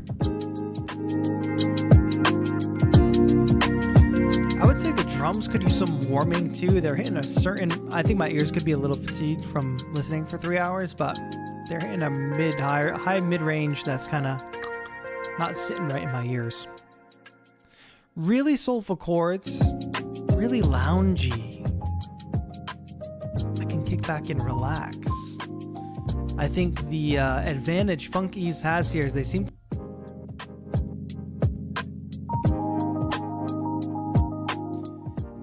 so they can add all these little variations, all these little new melodies. They're not stuck chopping a sample.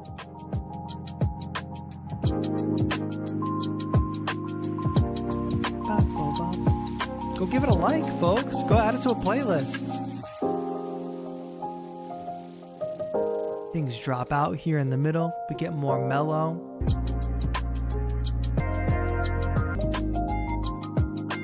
Piano solo. Guitar comes back in. It's all, nothing too drastic is happening, right? But it's still interesting to listen to. It's not all about the drama. It's about the groove. It's about the feeling. It's about the emotion. It's about Surge's track, Late Night Text. Thank you, Funkies. That was a great jam. I think everybody liked that one in chat. Seemed that way. Lieutenant Surge. No time for an intro. Just start. Piccolo Black. Enjoy the rest of your day. What you do, where you going next? Late night take. What you do, where you going next? Yeah. What you do, where you going next? Late night take. What you do, where you going next? It's a free download, by the way. What you do, where you A going free download, by the way. Late night take. What you do, where you going next?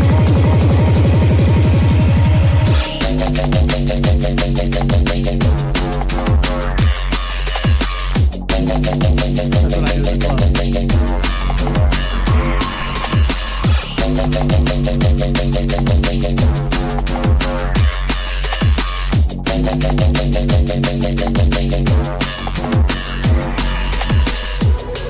What you do, where you going next? Late night take. What you do, where you going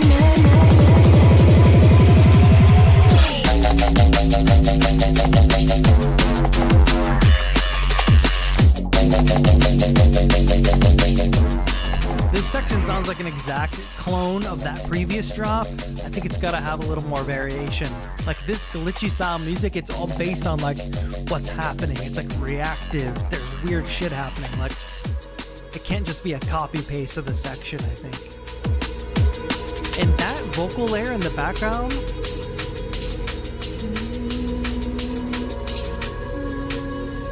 there's points in the background here where it sounds a little out of key. What you do, where you going next? Late night take. What you do, where you going next? See, here's where it's like, it's getting a little cut and pasty. You had me in the first half. You had me for that first minute 45. Then it's like you just took the same verse, top line. You could have processed it differently.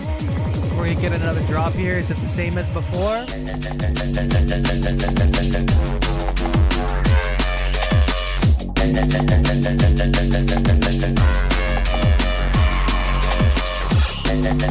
It does change, not enough. Every single time it goes bum bum bum bum bum bum bum. Why doesn't that rhythm change? Bum bum bum bum. A million ways you could change it so that it's actually noticeable. Late night take.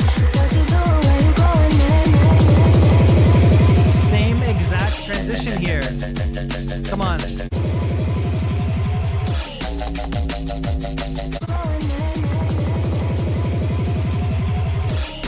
Slightly different, like marginally different. If I played it for 10 people,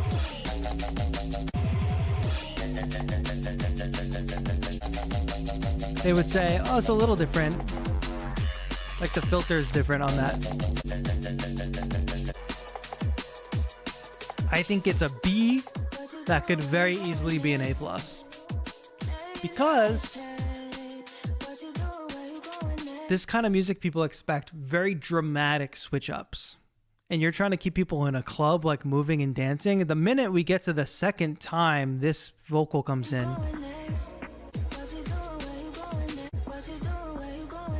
like it's okay to use that a couple times in different contexts, but not different effects on it, whatever. The parts are there, the sounds are there, the mix is there. It's dirty, it's grimy, it's like energizing, it's like a punch in the face. But take it to the next level. We need more variation in these parts. Every one of these drops need to be like so unique. Needs to be like, oh shit, I can't believe this happened this time, and then this happened that time, then that happened that time. You know what I mean? Any Skrillex set you watch, every time that drop comes in, it's something different and weird happening. Not just different, but weird. Not just like, oh, the filter changed a little bit. It's like some weird shit happened.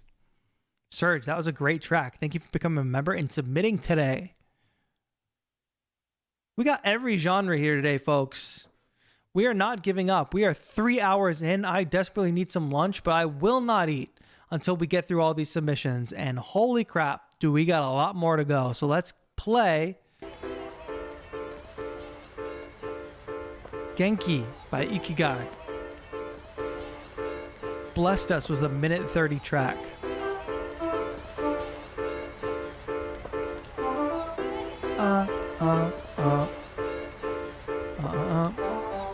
Oh, good job. Ooh, every time it's different.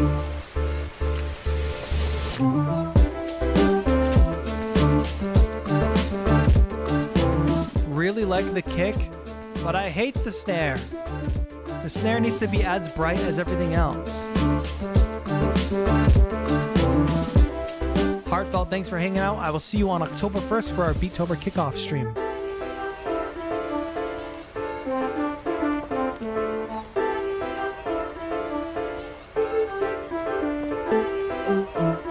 It's really happy. Adani, is this you in chat? Yes. There's some stuff that doesn't need all the low frequencies in there. Like those vocals don't need as much of the low frequencies as they have left in them. Also, there's that really smooth synth, brassy, muted trumpet sound-ish. That should come out a little bit more. Like the vocal can get out of the way of that for a bit.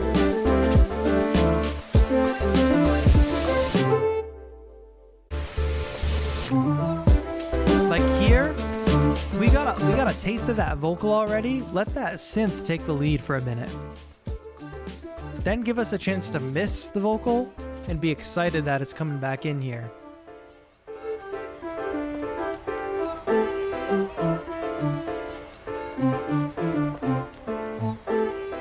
Hi, Winston.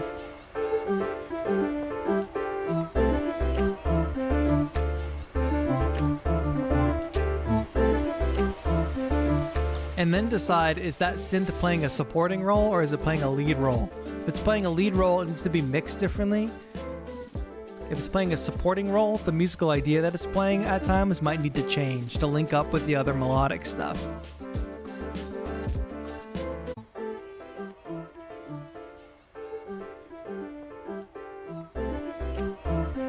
Hey, Quentin, you made it. But overall, really happy and fun sounding track. It doesn't have far to go. I need that snare to be brighter. I want, we talked about the interaction between the synth and the vocal, but you got a nice little track here. Minute 38. We love a minute 38 long track, folks, don't we? Don't we, folks? Superman's up next.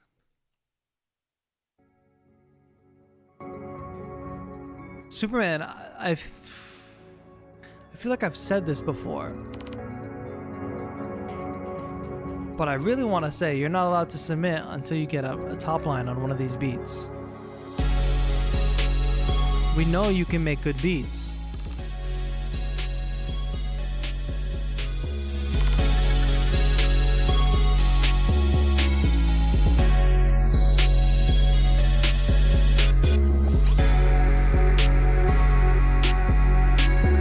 I want to hear some collabs, Superman, from you this Beattober.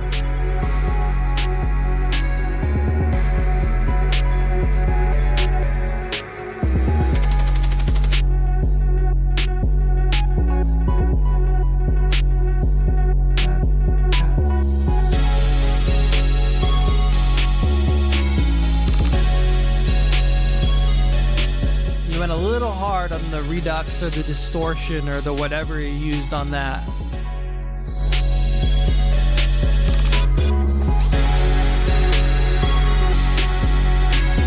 That's punching a little too hard, that.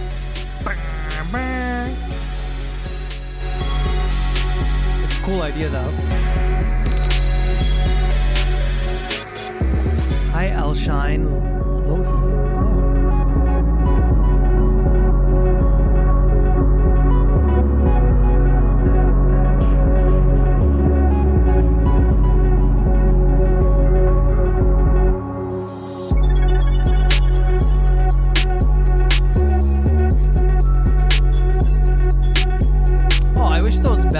Had happened sooner. Those cool bells, that could have been a cool bridge. Oh, and there's a lot of cool stuff happening in that outro. The cool stuff. Oh, those bells do happen here. Do they? Could happen more. The cool stuff. Do more of the cool stuff. And oh my god, those chords are so hard and harsh. But overall, it's a cool beat. Superman, I want to hear the next one with a top line because I want to hear you take the next step, which is getting these tracks with a top line.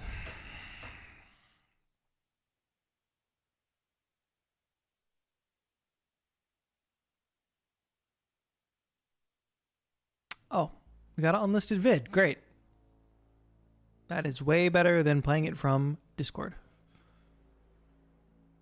Don't have an album image yet, so enjoy an image of a toddler stuck in a pool floaty. This group loves child exploitation. Make them work.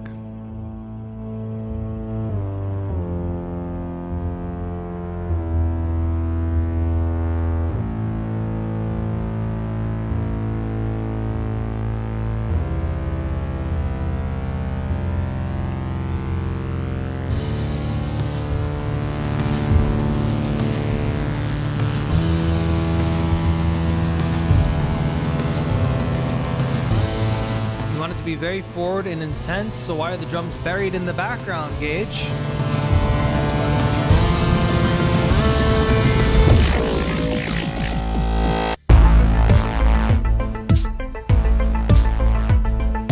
It's like this big build-up, and then the snare sounds like a bunny rabbit sneezing. It's supposed to be this big, intense thing, and the snare is psst, psh, psh.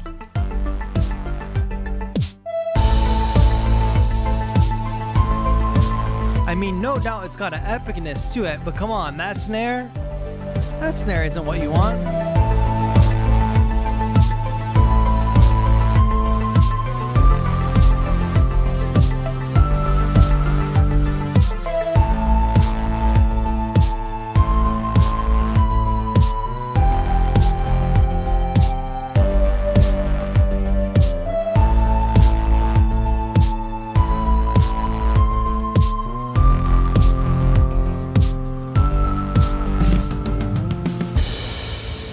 Cool drum fill.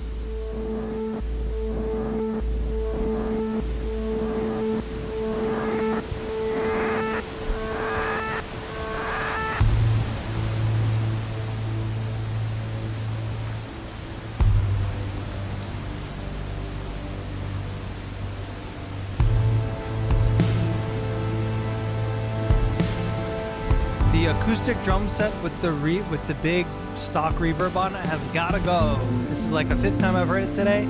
Get rid of it.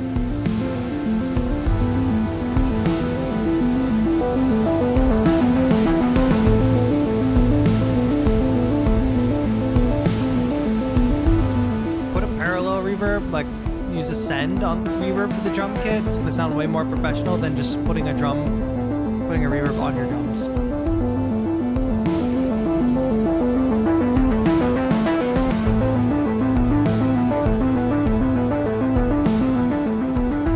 Wise as well. Think about how this arpeggiator is way louder than literally everything.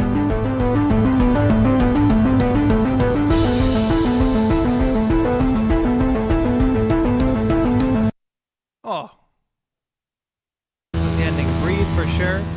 So like it's a little confusing because you have this big like epic cinematic intro where the drums are just like kind of buried in the background, but they're doing this very intense thing. It's very strange. It's like I'm so close to the synth, like you're like right in front of me. And then there's a drum set, like the neighbors have a drum set. And that's my listening experience. Doesn't sound like everybody's playing together in the same room. So consider that. You can have things fade in, but everything should kind of match. And then the middle section kind of suffers from like backbeat syndrome, where it's like you had this crazy cool transition.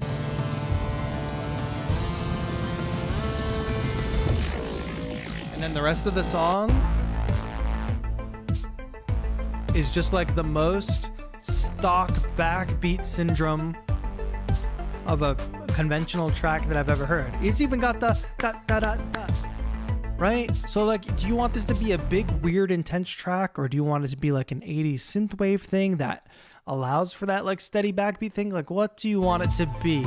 Because as soon as we get that backbeat, the track is just kind of like, it's a backbeat with this instrument now, and it's a backbeat with that instrument now. And it's just like, same as like some earlier tracks where it's like music, music, music, but it's like, where are we going? What are we evolving to?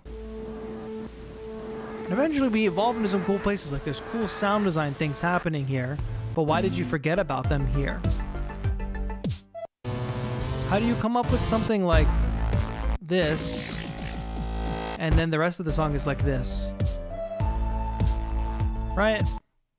So like, do your cool stuff, but give us more of the cool stuff. And then just keep an eye on that mix, because here it's like happening again where the drums are weirdly low and this synth is like in my brain. Cool ideas, cool direction. Death Machine of God. I think you need to go deeper into what you think this title means. And if there was an anime called this, would this song fit in the anime? Maybe the beginning would this song fit in the anime? Like, give yourself some level of like, is this the actual thing I'm trying to make? Or did I just make some music? You know? I think that's a hard thing to articulate, but it can help you with the direction of your tracks. Go full forward into your concept, and it will be 10 times better. Thank you, Gage, for that submission. Let's listen to the ethereal visions of Ruzar. Ruzar, are you here? I know you have great personal experience with lysergic acid. What do you think of it? Jiminator J, are you here? To do that in 2 minutes, Unfazed. eternity in an hour. It's almost impossible, of course, as all the patients say, to describe it. You can only say it isn't, it isn't, it isn't. Trying to tell people what it is. Well, of course, I don't know any of our friends that have taken it but haven't said this one thing in common. Well, I never knew anything like that in the whole of my life.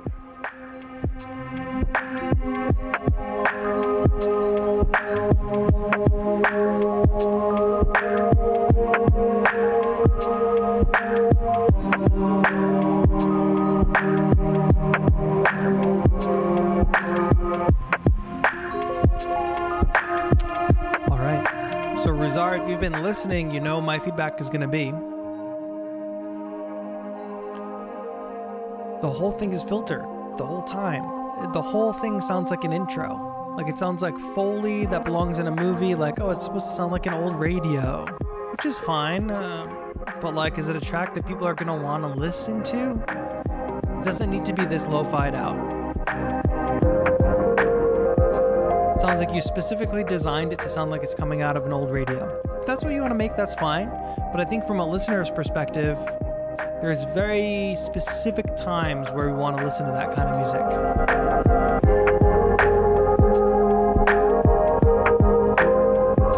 But if you put on any lo-fi playlist, this would stick out.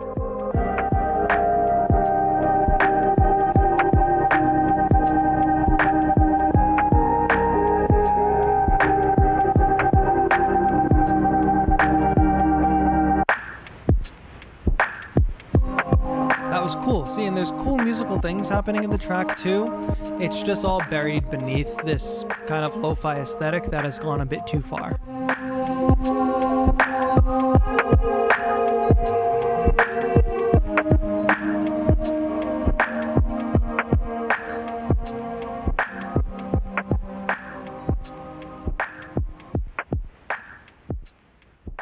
Borrowed an SP404 from a friend and went wild on the effects. A little too wild, I would say.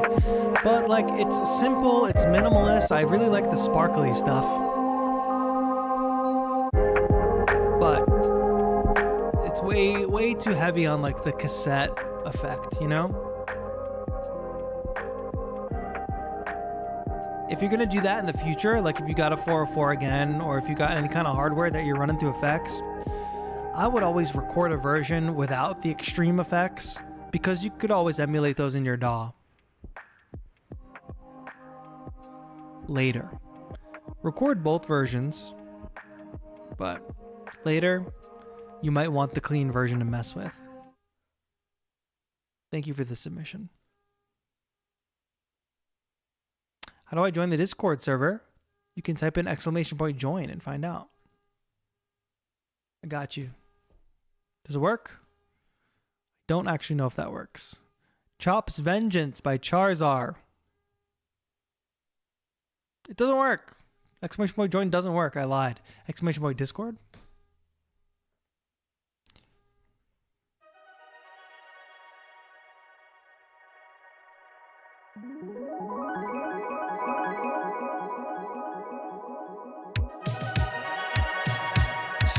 Dozy.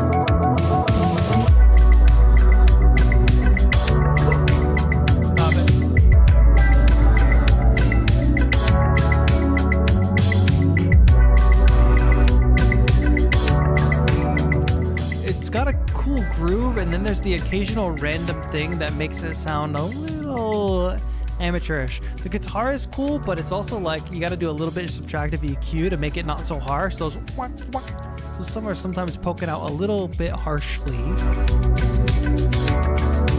But in general, the chords and the percussion, some of that guitar stuff is out of tune too.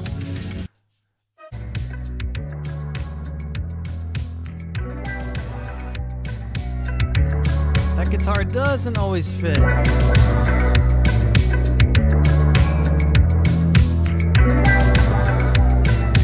a lot of kind of harsh things. So with all that cool percussion stuff, it's kind of poking out in some harsh frequencies. So be careful of that. That guitar is coming across as out of tune. I don't know what this is that's happening here, but there's not enough space for it. A low octave something. There's no space for that to happen. And this is suffering from what a lot of the other tracks are suffering from, where it's like you dropped a drum loop or you dropped a percussion, a backbeat, and then it never goes away. And you're just doing other things over the backbeat. Kind of pulls away from the structure when you don't do things like have fills or change the general feel of the drums. Oh, there's a fill there. But then it's kind of like right back to the same groove. It's got a cool vapor wavy almost thing going on it, but it needs a lot of mixing work. That clave is hitting a little hard.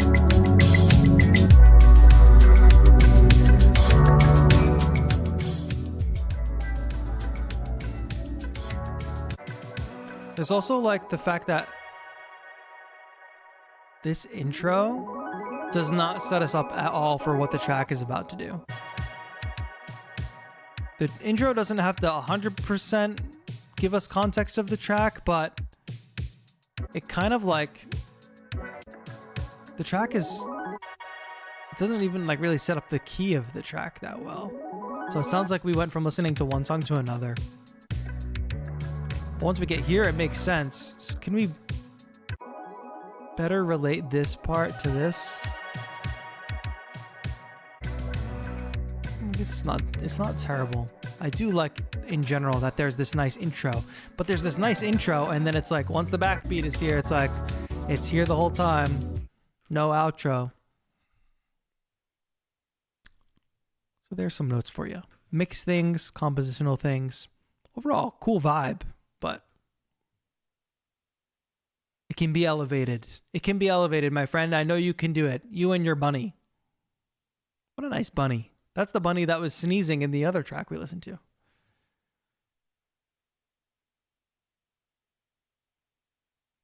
We have 2 more tracks for you. Conwave, Feelings.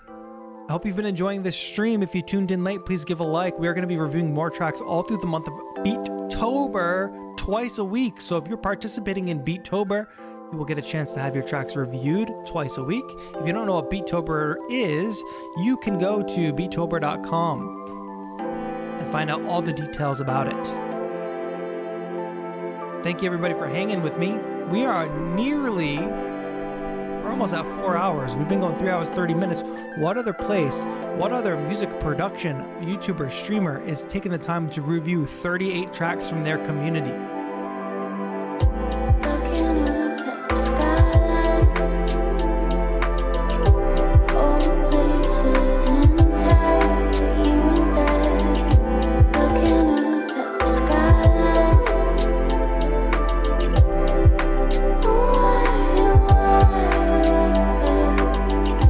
looking up at the skyline, all places and times that you were there. Looking up at the skyline,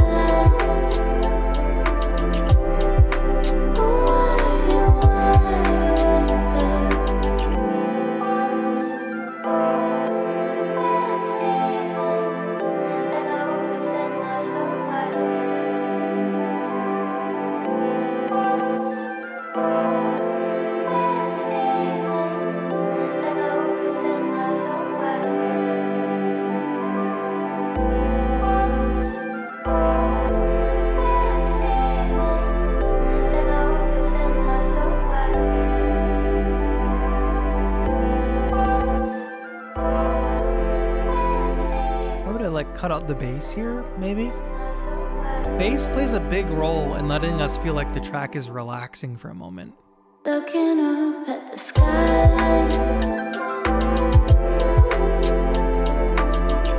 That Places and times that you vocal sounds like you've got like bandpass filter on it, like you've got it filtered to this mid-range thing.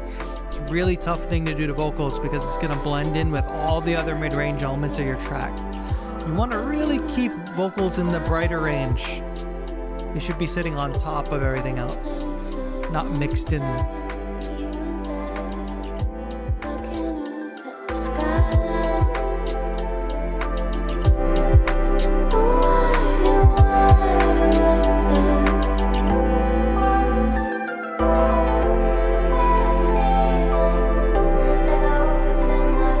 Good job on the width on these vocals though, taking them out of that center.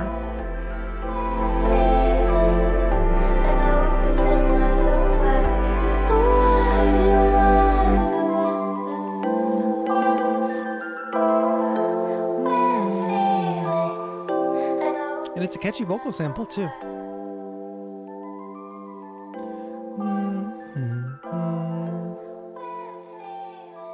Yeah, but I would brighten up those vocals a lot. I really like the chord progression. And this drum beat is interesting enough. Like we've had so many tracks today that are just like boom, cut, boom, cut, boom. These drums are pretty interesting. And they have cool elements to them. I think some of those perks are a little too loud, like the brighter shakers are popping out a lot. But good job on using the stereo field and having the stuff panned. It does sound like you're very much favoring panning things to the right. And by right, I mean left. Seems like a lot of things are panned left. But if we listen to the chords here, well, I like the combination of the synth chords and the bell-ish sounding chords.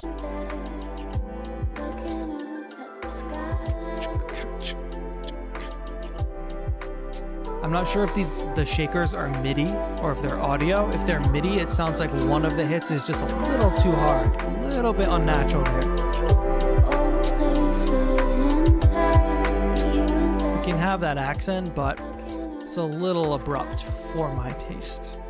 But it's cool, like a lo-fi track with a top line vocal. I think that's cool. It's tough to work with a vocal like that, like if you just pulled a sample off some sample pack, because you don't have all the ability to do other variations that could be there. Like there could be more background vocals and things like that, but if you don't have access to the actual vocalist, it's hard to do from a sample. Conway, thank you for that. Was that your first submission in this community? First song I fully finished, just need more feedback. Good work. First song you've actually finished? Very high level first timer. Oh, Dubask, what have you done here? You've sent me a hyperfollow link. Well, I guess I appreciate it. But, wait, is this going to give me the actual track? Yes, okay. That actually worked out quite well. Subscribe. 50th like. Ursula, hi. How are you? What's this going?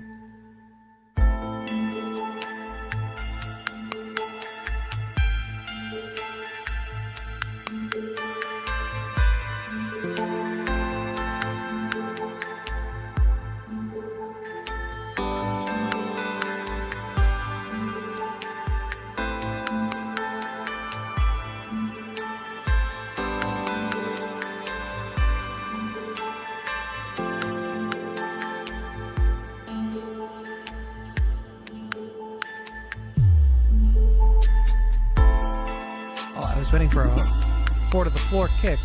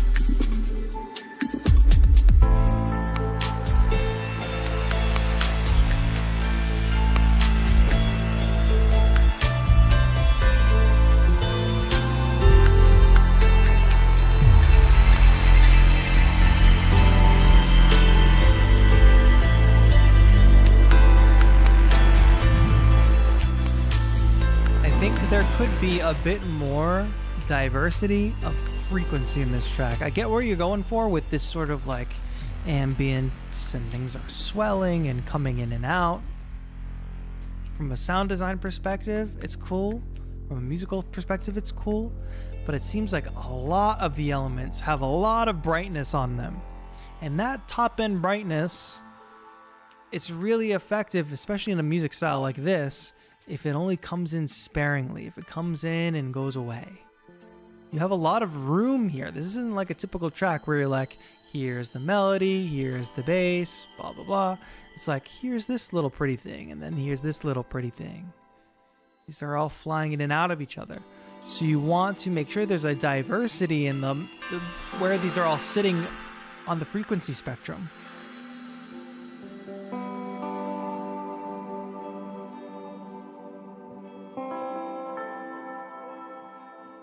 But otherwise, it's a fantastic way to end our stream. Thank you so much to Dubask. That is our final song of the day. Thank you to everybody who joined today on Discord. If you did join, if you're a new member, we have an introduction channel on there. I hope you can jump in and introduce yourself. You've joined at the perfect time because it's about to be Beattober and we're going to have the best time of our lives. The next live stream we have will be on Sunday, October 1st. That is the kickoff for Beattober. If you don't know what Beattober is, go to beattober.com. I hope everybody was able to take something from the feedback today, whether I was reviewing your track or another person's. I hope you all enjoyed the music today and heard an artist that you might pursue or check out their music after the stream is over.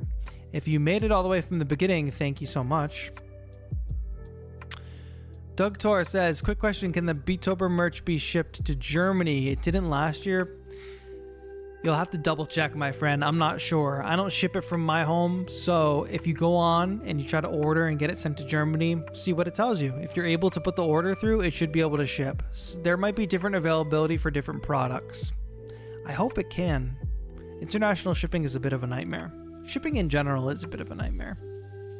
That was a fantastic stream. Thank you for everybody for submitting, for hanging out. I'm really stoked for what's about to happen for Beatober, so keep your eyes peeled here on the channel. I have a video out tomorrow, actually with something really cool. A brand new something, like a piece of music technology that hasn't existed up until now. You'll be able to see that tomorrow. And we'll see. Winston says, I can't get Insta for Beatober. I'm not sure why. Instagram is totally free. If you post on YouTube Shorts or something, you can go for that too. Doesn't make you ineligible or anything. You just need to be able to link me to your videos. But Instagram is free. So, unless there's some drastic reason you can't use Instagram, I would recommend downloading it and making an account. That's it, everybody. I gotta go eat some lunch and just like stare at a wall for 30 minutes.